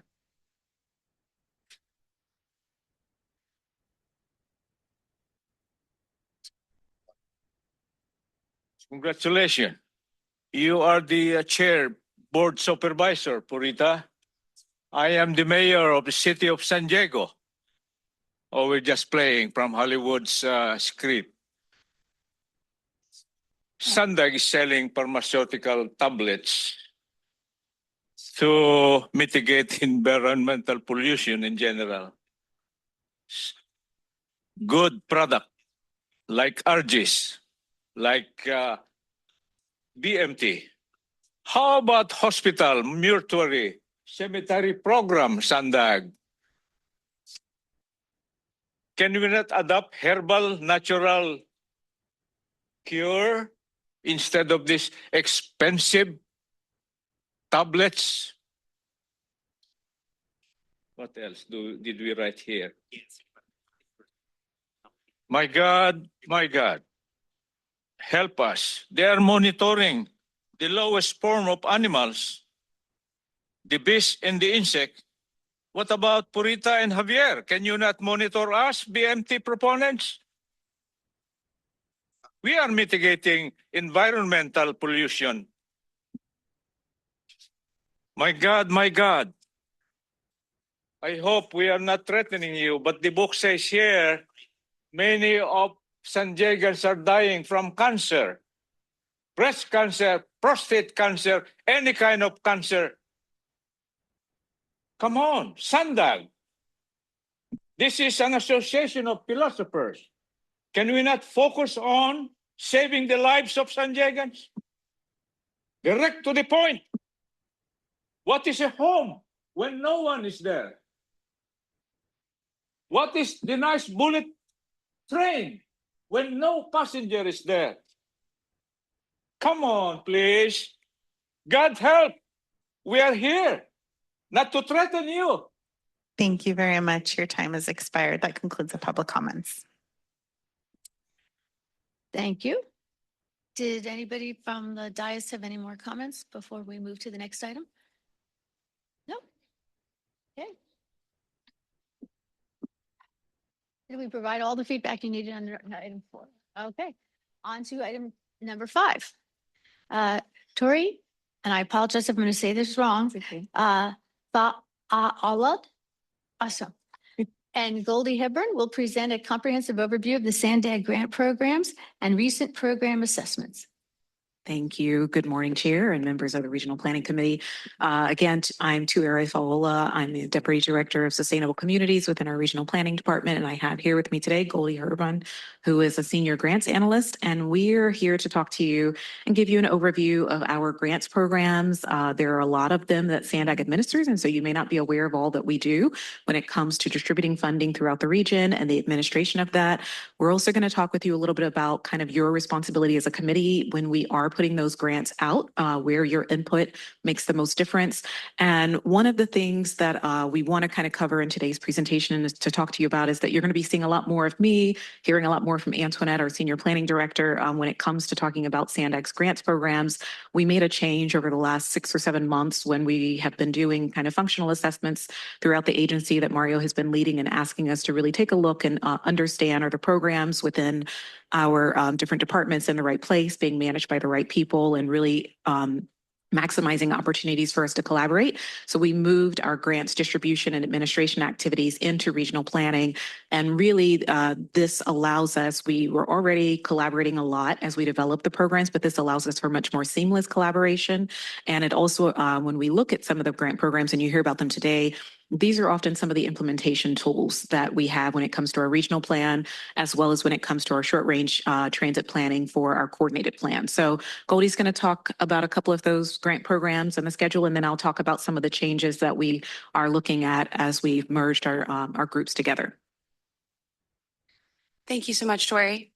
Again, my name is Goldie Herbon, and I'm on the grants team here at SANDAG. SANDAG has 9 grant programs that we distribute funding to throughout our region. Being animated up on the slide right now are 4 grant programs that are funded solely through the Transnet Ordinance. On the left side, we have the Smart Growth Incentive Program, or SGIP for short, and the Active Transportation Grant Program. These programs provide funding to our local cities and the County of San Diego to support transportation investments that create more compact, bikeable, walkable, sustainable communities. And since 2009, these 2 programs have awarded over $140 million to close to 200 projects. On the top right, we have the Environmental Mitigation Program Land Management Grant, which you heard about earlier in this agenda. This grant program provides funding to nonprofits, local jurisdictions, and other governmental land management agencies to help maintain and enhance native habitats in regional habitat preserves and protect endangered species. There have been 10 cycles of this grant program, and $18.8 million has been awarded across 136 projects. And lastly, the final Transnet grant program is a senior mini grant program, or SMG for short, that provides funding to local governments, nonprofits, and healthcare providers to support specialized transportation services for older adults. Over 27 million has been awarded throughout 9 cycles, and 97 projects have been funded throughout the region. The other 5 grant programs that we administer are non-Transnet grant programs. They're funded by the state or the federal government. The first project or program I want to highlight is the Access for All, or AFA grant program. That's a state-funded transportation program that primarily serves individuals with disabilities. The program provides on-demand wheelchair accessible vehicle transportation throughout the region. There's been 2 cycles, and we've released close to $5 million, 1 project per cycle. Similarly, the Section 5310 program, which is funded through the Federal Transit Administration, or FTA, provides transportation services for older adults or individuals with disabilities. Both services of these 2 programs provide critical transportations to help individuals reach key destinations like medical appointments, grocery stores, and community centers.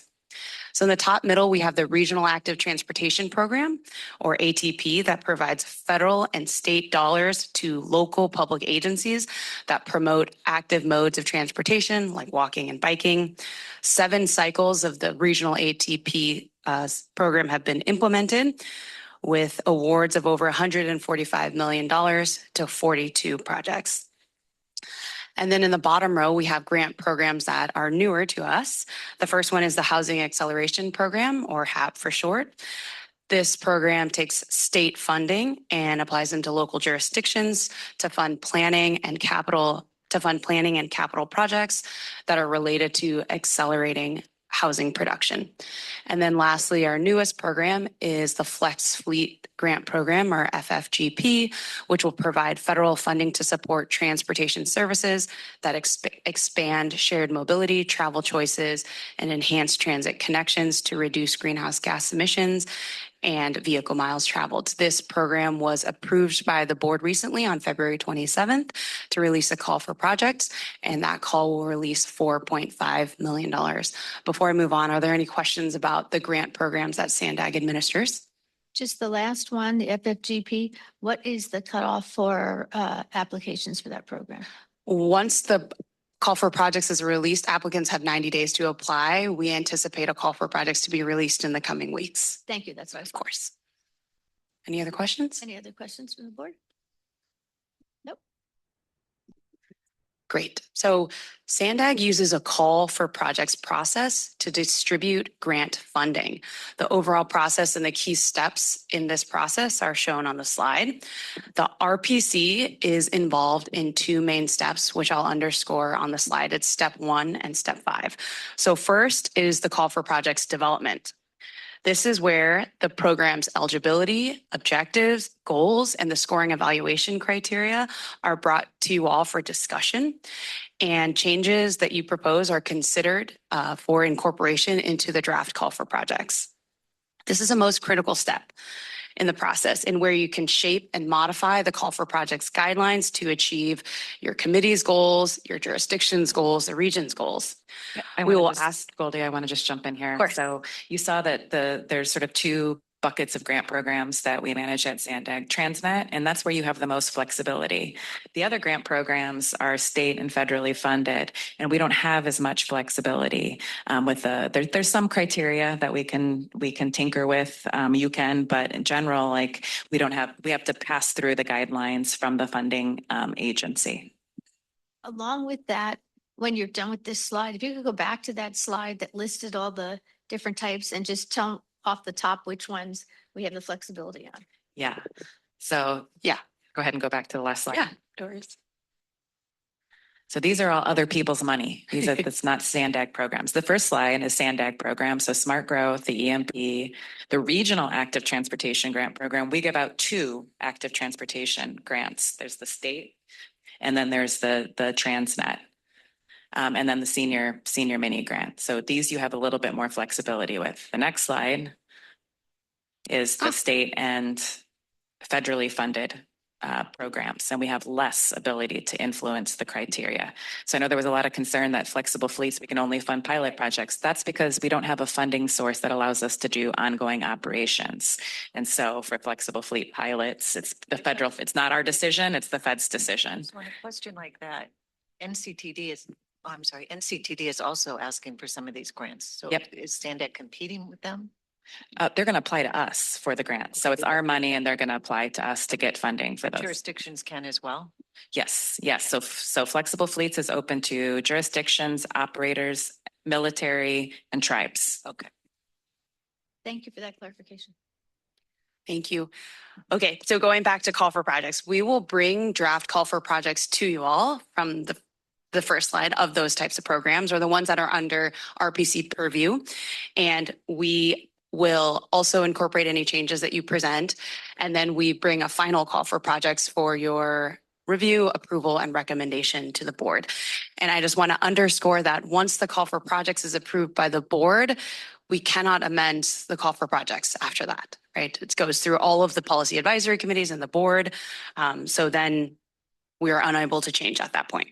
So after a call for projects is approved by the board, we issue the call for projects, and then that initiates a 90-day application windows for applicants to submit their projects. That's in step 2. And then step 3 is application evaluation. So after we received all our applications, we go through a scoring process, both internal and external, to score the applications and rank them or prioritize them in the order as set out in the call for projects and recommend a bundle of projects for award, which is step 4.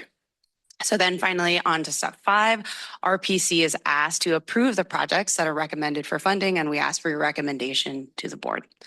And then finally in step 6 is project or award implementation. So during project implementation, grant staff will provide RPC with a status of grant projects during quarterly updates. I'll provide you one at the end of this presentation. And RPC is also asked to consider amendments to grant projects for grant programs that are under your purview. And the most recent quarterly update is in attachment 1 of this item. So now I'm going to turn it back over to Tori to discuss grant program work plan. Okay, so just shifting a little bit in terms of talking about like Goldie gave a great overview of what our grants are, kind of the process that we take. But when we moved grants into planning, one of the first things we wanted to do is see, well, where are there opportunities for us to, bring improvements on how we administer these programs. We also, as we had done some of our more recent calls, really identified some areas where we could have improvements. And so we've gone through the process of really sitting down with staff and really talking through where there are risks within the program, where there are opportunities for improvement, where do we have funding that we are lacking. And so we put together a work program and have identified some of the high priority action items of that we wanted to present to this committee today and to have discussion, talk about, also ask if you think these are the right things or if there are other things that you think we should be focusing on as we're diving into the grants program now being in the regional planning department. So I'm just going to really quickly. So we know from an administration standpoint where we need to approve, but you're all on the other end as grant recipients. So we'd really like feedback from you as you go through the application process or as you're working with us on implementing your projects. Are there areas where we can improve? Yep. And so that gets to our first bullet point here on the high priority action items. So when we have gone through some of our more recent ones, and the Smart Growth Incentive Program was one of those most recent call for projects that we put forward, we really identified some opportunities for implementing process improvements. And those process improvements are really everything from when you're submitting the applications where we can reduce the redundancy in areas where you're inputting information to help reduce error, where we could maybe streamline through automation and not have so much manual entry.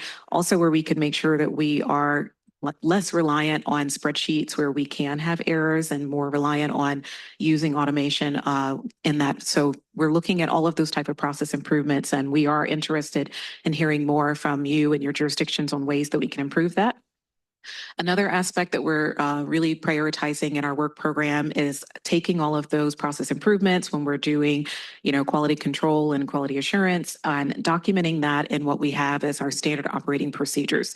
So the grants program does have a standard operating procedures, as many different departments throughout SANDAG do, that really document the steps that we should be taking. So the steps 1 through 6 that Goldie went through are in there, as well as many, many other things that we have to do when we're putting together call for projects, as well as when we're administering and monitoring our grants and meeting those federal and state requirements, including Transnet. And so we want to make sure that we're updating that with all of that information. The other bigger benefit with merging our grants administration and distribution into regional planning is it gives us additional people that can help out our grants program. The 9 programs that Goldie mentioned, there's 4 people who are on our grants team.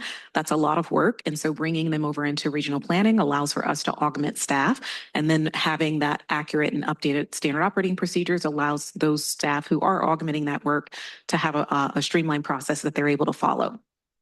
The other thing that was mentioned, I think, and from your prior presentations related to the EMP to we've talked about from flexible fleets, we want to evaluate strategic partnerships. One of the things that has been mentioned throughout today's presentations is the lack of funding. And so we are looking at opportunities for how we could make strategic partnerships, looking at philanthropic organizations or other organizations, nonprofits that might be able to leverage some of their funding with ours to increase the funding availability to our different grant programs, also leveraging opportunities where they may be able to help us in administering those programs and being able to meet some of the different requirements that we have. We already have a successful example of doing this with our housing acceleration program. We pass through much of those funds to you as our local jurisdictions, but we also did a housing trust fund with a nonprofit who is administering it, leveraging it for philanthropic money and providing those funds to affordable housing developers throughout the region. So that's one example of where we've done that. We want to look at future opportunities to expand and do that more throughout our grant programs. And then as Antoinette mentioned, not all of the grant programs we have, and as you saw on the slide, are local. Some of them are federal and state, and they come with a whole slew of different requirements. And so we really need to understand the risk and really manage that risk from both, we work a lot with nonprofits as well as our cities, but different organizations who we give these grants out to. And so developing a risk management framework using data that we already have in areas where we know there's risk, looking at best practices and how other people are administering similar programs is something that we're hoping to develop and document. And then something that we're also really hoping to dive more into throughout this year is our specialized transportation grant program. That is funded by both Transnet Senior Mini Grant as well as the FTA 5310, Section 5310 that Goldie mentioned to provide those services. We want to assess that program from a risk perspective because that program actually doesn't just provide funding for the services and the operating, but it also provides funding for us to purchase vehicles. And so there's over $100 corporate vehicles that SANDAG is the title holder and lien holder on. And so there is risk inherently built into that. And so we're going to be working with some of our other policy advisory committees who are overseeing those programs to really talk about how we can minimize our risk and maybe shift responsibility of some of that ownership or just restructure the program. And then we also really want to make sure that we're aligning it with our recently approved 2025 coordinated plan that was approved this past December, and making sure that those programs are in alignment with what was proposed in that. So those are just some of the high level things that we're looking at. High priority. At the end of the presentation, we're happy to take some more comment feedback from you or answer questions. Voldy's going to walk you through our quarterly update before we do that. Great, thank you so much. So one way the grants team keeps you informed about grants programs outside of the call for projects is a quarterly status update. And this is in reference directly to attachment 1, which you can reference as I present the next couple of slides. So this update gives you a snapshot of the programs and how they're performing, and highlight completed projects. And we also flag projects that are on the watch list. And we speak to any concerns about project implementation. So we also bring you in quarterly status updates amendments to the grant projects that are within your purview as well, if they are outside staff's authority. And that typically means if a grant project needs an extension beyond 12 months, so we'll bring it to you for consideration and approval. So again, this update is in attachment 1 of the 9 grant programs that we administer. This report is on 3 of those grant programs that RPC covers, which is EMP, the Housing Acceleration Program, or HAP program, and the Smart Growth Incentive Program. So the reporting period is for the quarter between October 1st and December 31st, 2025. We had 27 active projects between those 3 programs. 8 were in the EMP program, 15 are in the Housing Acceleration Program, and 4 projects are active in the Smart Growth Incentive Program. In attachment 1, you can find details on the budget expended and remaining for each of those 3 grant programs. So I'm happy to report that there were 2 projects completed during this reporting period, and they were both in the Smart Growth Incentive Program. The first one was the City of Escondido's General Plan Amendments and Environmental Review, which resulted in updates to their general plan's safety elements, and they also created a new environmental justice element. And the second project that was completed during the reporting period was the City of San Diego's Mid-City Communities Smart Growth Study Areas projects, which I'll spotlight in an upcoming slide. 2 projects were on the watch list, and they were on the watch list for the same reason. They are facing potential labor compliance violations and are under investigation with the Department of Industrial Relations. The projects will remain on the watch list until that investigation is closed out by the DIR, and both projects have already completed construction. So once the DIR approves them or is done with their investigation, then we move forward with closing out the project and releasing the retention that we retained on the project. And then lastly, there were 6 Housing Acceleration Program amendments that were executed during the reporting period. These amendments were executed because the granting agency, HCD, or the California Housing Commission, allowed for an expenditure deadline extension, and our grantees took advantage of that extension, so they increased their schedules by 5 months. So we executed those 6 agreements during this reporting period. So just a quick project showcase. There is a Smart Growth Incentive Program project that was recently completed by the City of San Diego. It's called the Mid-City Communities Smart Growth Study Areas. This project was awarded $500,000. It was a planning project, which included a public outreach program and recommendations on opportunities for growth in transit supportive densities, combined with corridor enhancements. The Smart Growth Study serves as a critical first step toward developing a land use plan to support healthier and more sustainable communities within the City of San Diego. Listed on the slide, those smaller photos are the communities that were that benefit from this project. And so now I just want to turn it over to open up the floor for discussion, but I'll let Tweri lead that.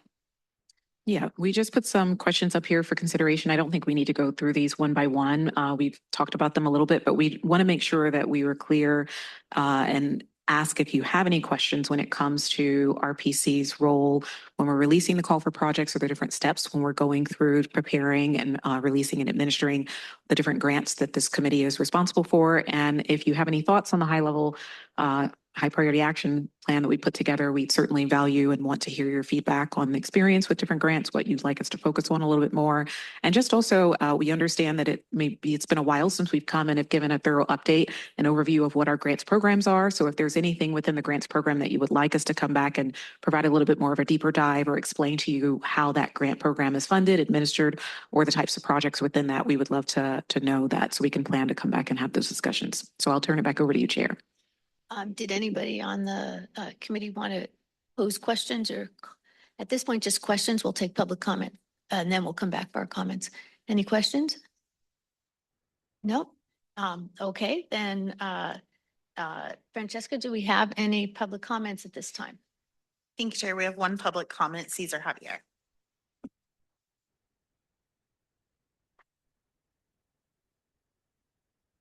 Restless and lifetime learner. Excited because we are on to the Omega City, meaning to the grave. And ours is a will and testament, praying that our successors would do the right thing. Purita, can we court SANDAG? Can you talk to the leadership? Use your beauty and intelligence and persuade to give us money, one colored money, not the colored dollar, sir. Mario, you said that there are so many colors of money. Forgive me. Because there are thousands and thousands patriotic District 8 residents, Councilor Lee, ready to do the manual labor for the cleanup, physical cleanup of the Tijuana River Valley pollution.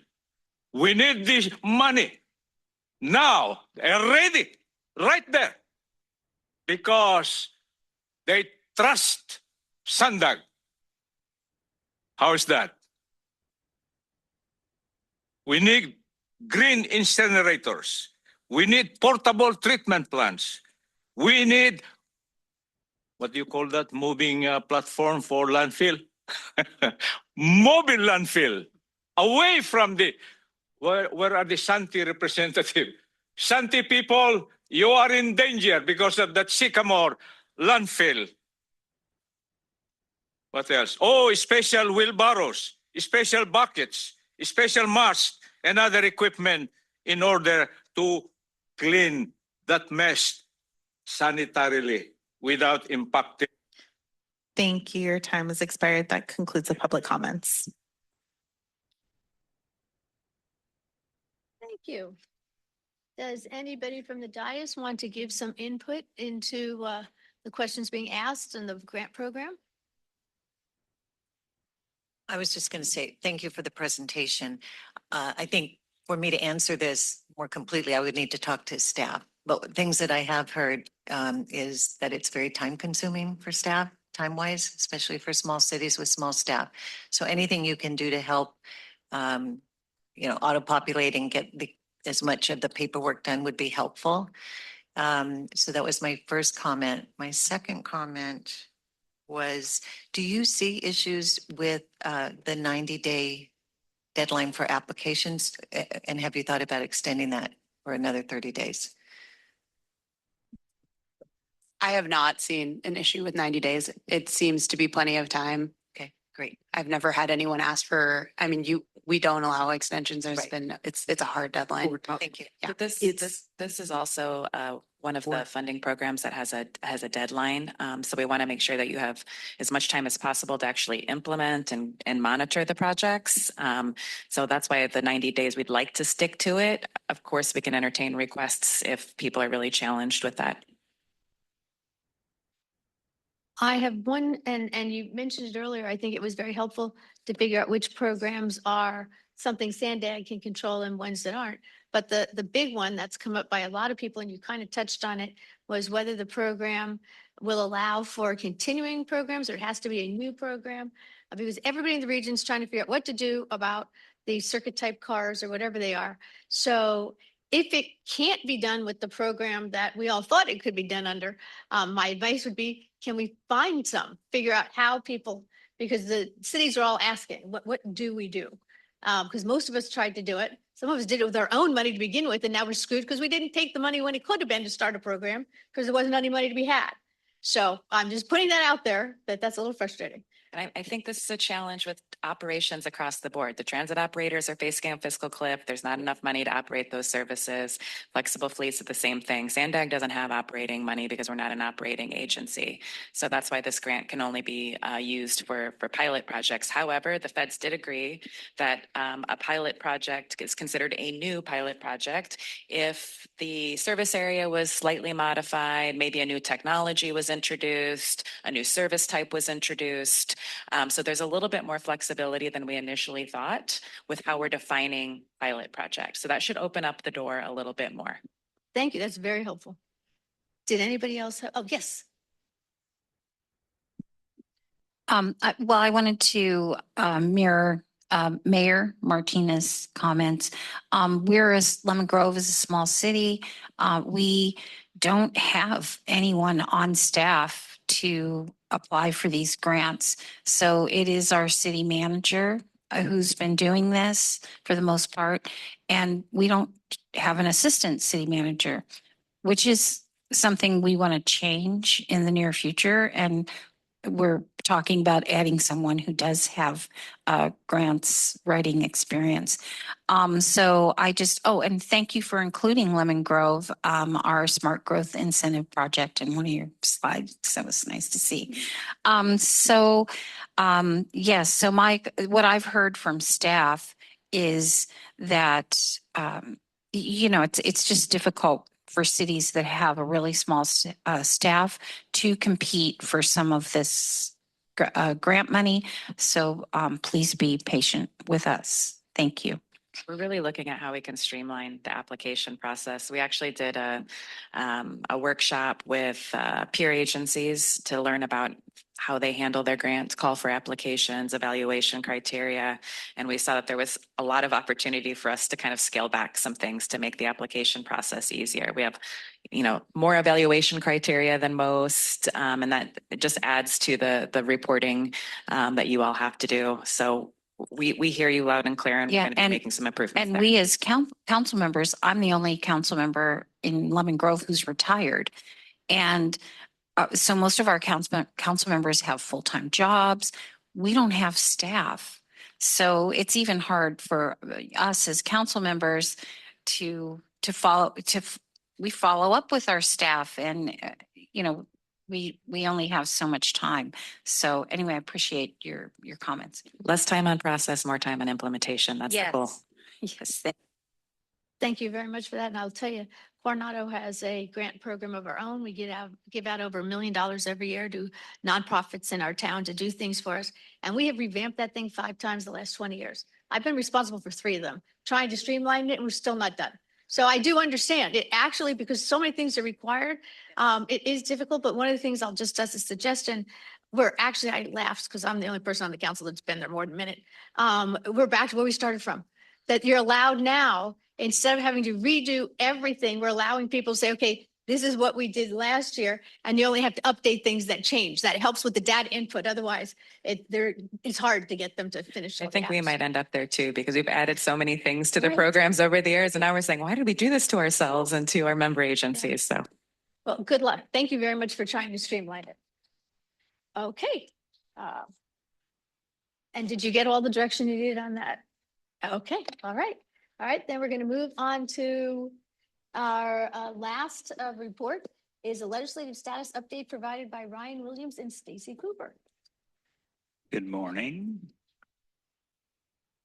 Okay, so Ryan Williams, Manager of Government Relations, and Stacy Cooper is going to join me in this presentation. Today's item is a follow-up to our January 30th conversation. At that time, we considered the annual legislative program and had conversation about the housing elements within that program. Since we spoke in January, the Executive Committee has advanced the legislative program with a recommendation to the full board for adoption. And the committee's feedback was very helpful in developing specifically our housing element of that. So we thank you for that input. We have three topics we're going to cover today: SB 79 implementation and cleanup efforts, which Stacy will cover for us; SB 375 reform efforts; and recently introduced housing legislation of interest related to some of the goals in the board's July letter from last year related to housing priorities, as well as the legislative program discussion from January. So we'll be mindful of time, move through this so that we can get to some discussion, but I'll kick it over to Stacy to start us off. All right, thanks, Ryan.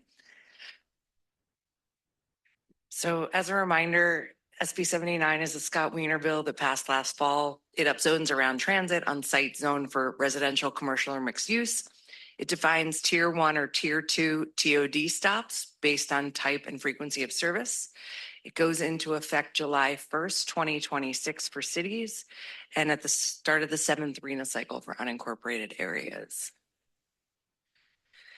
So in terms of implementation, legislation requires SANDAG to create a map of TOD zones and stops within the region by tier. With the approaching effective date for cities, we've been working on a draft map and have been engaging with staff at the impacted locations. At these meetings, we've been talking about bill interpretation and showing a preliminary map. Just as a note, most of the cities we've talked to have already been starting working on their own maps. While the options are limited, the bill allows cities to pass ordinances to exempt certain sites or create a TOD alternative plan to move density within and between zones. And since these need to be adopted by council and reviewed by HCD, we're all working on a tight timeframe. Again, that's July 1st. So through our Housing Acceleration Program, Technical Assistance, which is funded through REAP 2.0, we are able to provide some support to the cities if they want to adopt ordinances or create a TOD alternative plan.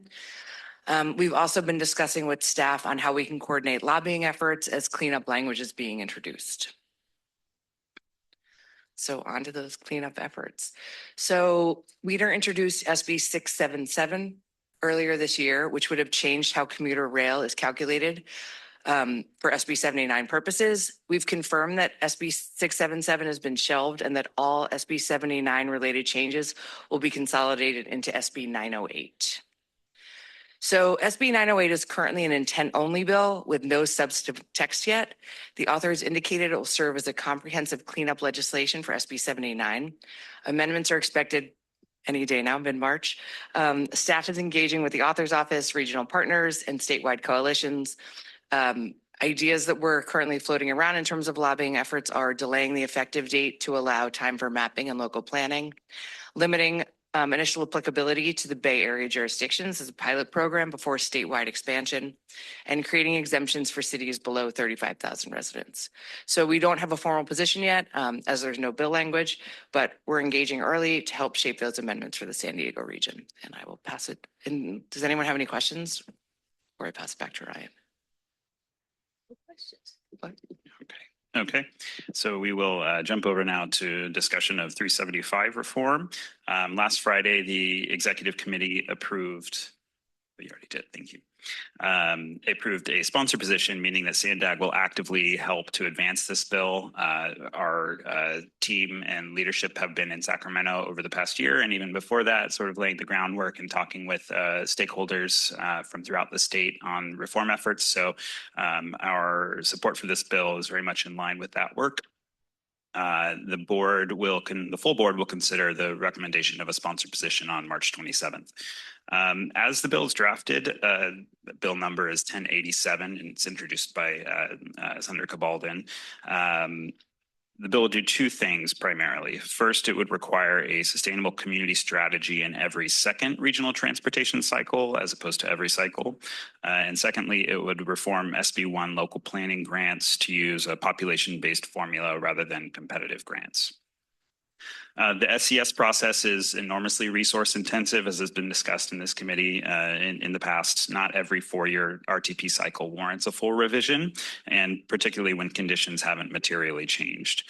Shifting to an every other cycle requirement frees SANDAG and member jurisdictions to focus on project and program delivery between updates while maintaining those core greenhouse gas reduction framework. The population-based SB1 grant formula may also help smaller member jurisdictions that historically struggled to compete for discretionary planning grants. We'll continue tracking other opportunities to advance regional flexibility while preserving environmental and housing production related to SB 375 and continue the dialogue going with this board. So last, I wanted to run through a few pieces of legislation that have been introduced this year. The deadline for introduction was February 20th. And so we're going through the full slate of bills introduced and sort of picking out those that we think relate to some of the discussions being had in this body.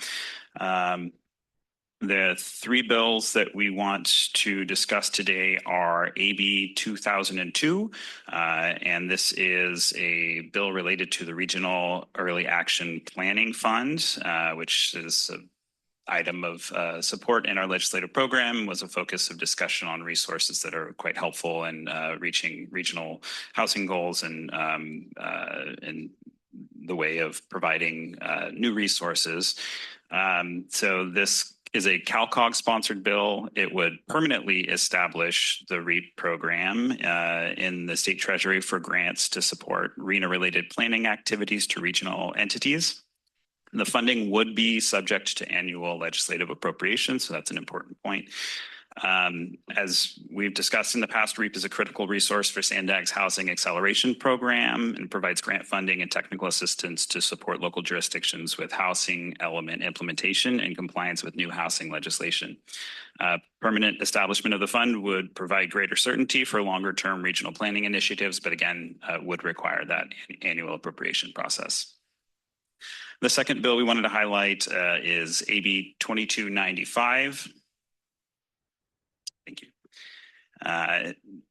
Which is regarding RENA allocation swapping. So this bill would authorize voluntary agreements between local governments to allow new housing development projects to count toward each locality's RENA allocation if the project is jointly funded with at least $60,000 per unit and includes affordable housing units for very low and lower income households. So those are respectively 50% AMI and 80% AMI thresholds.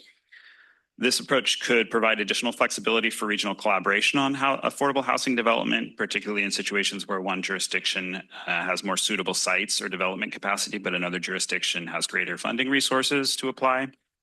The high per unit funding threshold and affordable housing requirements are intended to ensure that swapping arrangements genuinely advance affordable housing production rather than simply shifting RENA obligations.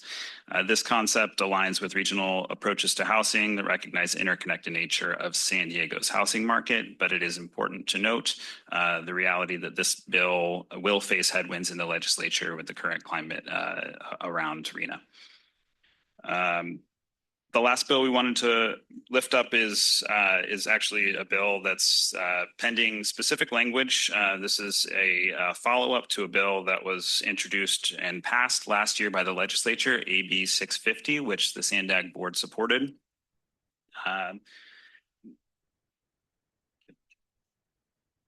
Sorry, no, that was good. Thank you.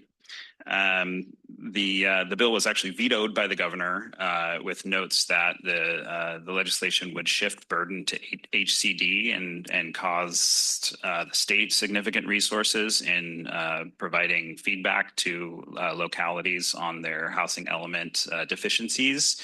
The current status of this bill, AB 2296, is it's a spot bill. It does not have substantive text yet, but we are in communication with Cal Cities, who's the sponsor of this incoming legislation, and they've given us the specific expectations that the bill will extend RENA timelines to provide local jurisdictions additional time to complete housing elements. The expectation is a 6-month time frame.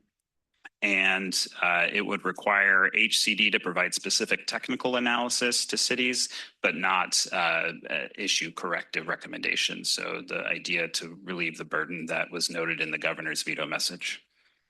The Extended timelines would provide member jurisdictions greater capacity to conduct meaningful community engagement and complete thorough housing element updates. And we will come back to the board and discuss in greater detail once we see the final text of that bill, but wanted to flag it for everyone's awareness. So for next steps, we are seeking committee feedback on the SB 79 implementation approach discussed by Stacy. We'd love to hear initial feedback on both the cleanup process for 79 that's playing out actively for 375 reform efforts and for the 3 bills that we just ran through. And then we would also like to just sort of let you know, we'll continue to keep you updated on 908 as that comes out. We'll bring that to the board. We'll continue to coordinate with regional and statewide partners on our advocacy strategies, and then we'll continue to come back and get your input throughout the year. One comment before we go to questions. I wanted to make sure the committee knew that when our previous recommendations went to executive committee, staff truly did echo all of our comments about changing the order and putting RENA first in terms of our priorities. So it was very gratifying to see that all the different suggestions we made were carried forward and reported out. So it made me feel like the RPC is being listened to. Now, of course, everybody in the executive felt the same way we did, so that was helpful. Nobody was disagreeing. So any comment you have to give, I can tell you they are being fleshed out and opened up to the larger organization, and specifically the city of San Diego's concerns over some struggles with getting, it's not medium, Stacy. Thank you. Moderate housing, because I had never considered that until it came up at our discussion at the RPC. We're always worried about the low and the extra low. So that got engaged in the discussion at executive, and the staff presented our suggested language, and that's what went forward from executive. So with that, does anybody have any comments they'd like to make on the 2 presentations we have? Mayor, yes, Ellis? Yeah, of course, SB 79 was where I'm going to go right away. And I'm glad to hear 677 was shelved, although 908, I am waiting with bated breath. Curious on the mitigations, what is magical about 35,000? Why 35,000? Why not 50, 100, 200, 500,000? What implementation issue occurs at 35?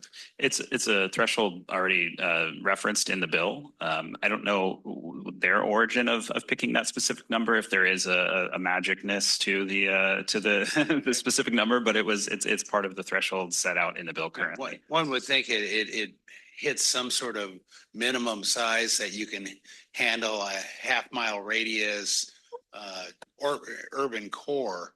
But again, this is the fallacy of one size fits all. So I would like to see that number increased or exempt, because if you look at SANDAG, 4 cities would fall under that out of our 18. So it's pretty minimal. So that's a comment. I appreciate that, but you're looking at least 2 of them that are sitting here. So that certainly makes us happy. I'm not saying lower it. I'm saying increase the number of exemptions because I think in the case of Solana Beach, I called it, this is when 677 would have targeted you because you have a Amtrak station, right, but not Encinitas. It's an existential threat. We're talking about putting in where we have no 3 and 4 and 5-story, or no 5-story buildings, 4-story buildings downtown. You don't either. I'm sorry, Del Mar. Yeah, I was thinking Solana Beach. Del Mar too. I mean, same. It's all the beach communities have the problem that we don't have those tall buildings, and then when we do start putting them up, we end up with the Miami Beach problem where we begin walling off the ocean. And is that what we want to do? And historically, when I go back with the city of Encinitas, when we founded, we based our height and story limit on Proposition D out of San Diego from 1972. I found it back in the general plan formation minutes that they said, hey, let's do like San Diego did. And I think it's served San Diego well over the years in the beach areas. And I think it served Encinitas in our general plan well, and this is going to obliterate that. So I think it's an existential threat. Mayor, to clarify, which I hate to be the bearer of bad news, but 677 was shelved, but we are all anticipating that language to be wrapped into 908. Oh, I understand. Yeah. And I have to tell you, I remind constantly, again, I've been there more than a minute, that the reason we have height limits in Coronado is because the Coastal Commission didn't like the big tall buildings that were put down on our beaches. Now they're telling us, do the same thing all over again. And they point at each other. So it's really frustrating when two different sides of the government are telling us do two different things at the same time. Yeah, I think one point that, it's, you all know it, but SB 79 is approved right now, right? As a snapshot today, that's a law. So they're trying, it was presented as a cleanup bill that seems to be more of an expansion bill. So right now it's also doing that assessment of what can we as regions negotiate, and what's the maneuvering area. So we can go and ask for a lot of stuff like increasing the minimum thresholds, that, or also trying to say, hey, but don't change some characters of interpreting. I'm going to just, speak on a couple of examples, the BRTs, right? And expanding what the interpretation of BRT, because then it expands the area, or other things that the team really are experts. So it is an interesting situation, swimming kind of against the tide, because also where there's being asked of an extension for the implementation. But if this extension will go in law, it wouldn't be until probably December, right? That this, if it's not an administrative, and therefore we need to figure out what has to go through by the time right now as it stands for implementation. So there's so many multiple strategies similar to the maps, right? We're getting ready to publish them. We're going to consult. We have been consulting with each of the local cities and the city managers. We're going to do it at the end of March and then probably publish the map. And more than anything, with the assumption that if nothing changes, the cities need ample time to submit alternate strategies if they so desire.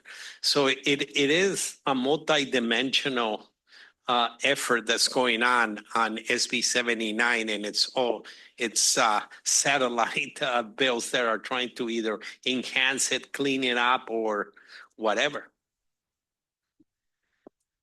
Thank you very much. Did anybody else have any further comments? Yes.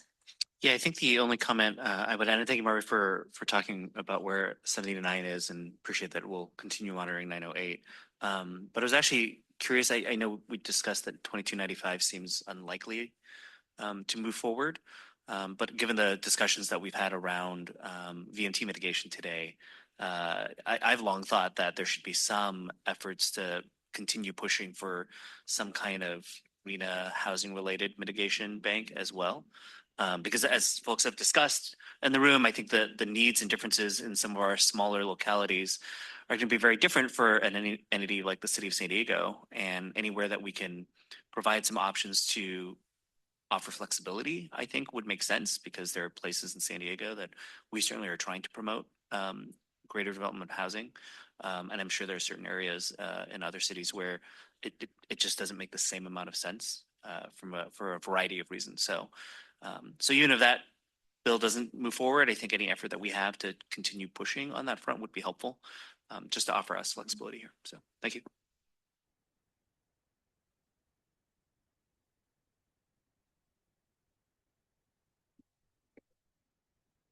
I want to thank you for the presentation. I hadn't heard of the RHNA allocation swapping bill before. So I do find that interesting. Unfortunately, I think my city doesn't have the sites or the funds to swap with anybody, but we'll think on that. But I do think that that's something that SANDAG should support.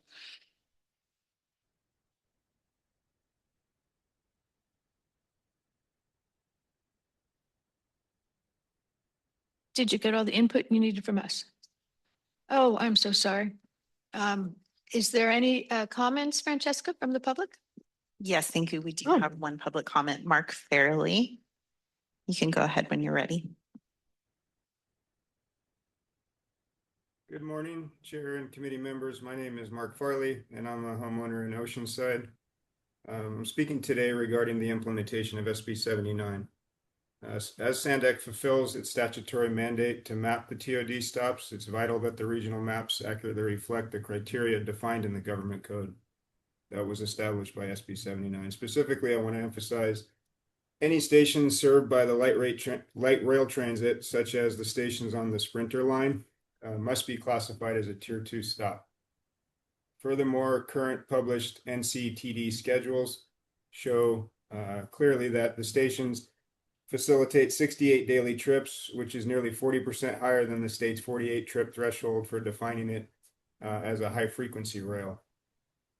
Also established by SB 79, the government code states that the regional maps carry rebuttable presumptions of validity. So if they're undermapped or exclude stations that clearly meet the technical criteria, it creates immediate legal and administrative uncertainty for property owners and housing providers who are planning for the effective July 1st date, which is only 4 months from today. And finally, the January committee notes mentioned that there's a push for cleanup legislation, which has been further discussed today, like SB 908, that will potentially delay implementation or limit the law to a Bay Area pilot program only. But it's worth highlighting that all of that proposed language, and I think it's been reaffirmed today, have only further confirmed the intent of the 48 trip definition. And a cleanup bill show the state is aware of some jurisdictions trying to use trickery, like including variable weekend schedules and service to artificially lower the daily trip count. So the cleanup legislation will not reduce the 48 trip count or relax the light rail transit definitions. It's clearly defined to reinforce them. So I urge this committee to prioritize technical accuracy over accelerating or accepting excuses from some jurisdictions to delay it. We need an accurate map that reflects our housing goals. Thanks. Thank you. That concludes the public comments. Okay, thank you very much, Ryan and Stacy. At this point, do we have anything else you need to hear from us on this item? No? Okay, awesome. That concludes today's meeting. Thank you for the production team and Francesca for the meeting support. The next Regional Planning Committee meeting is scheduled for Friday, May 29th at May 29th, 2026 at 9 a.m. Thank you all.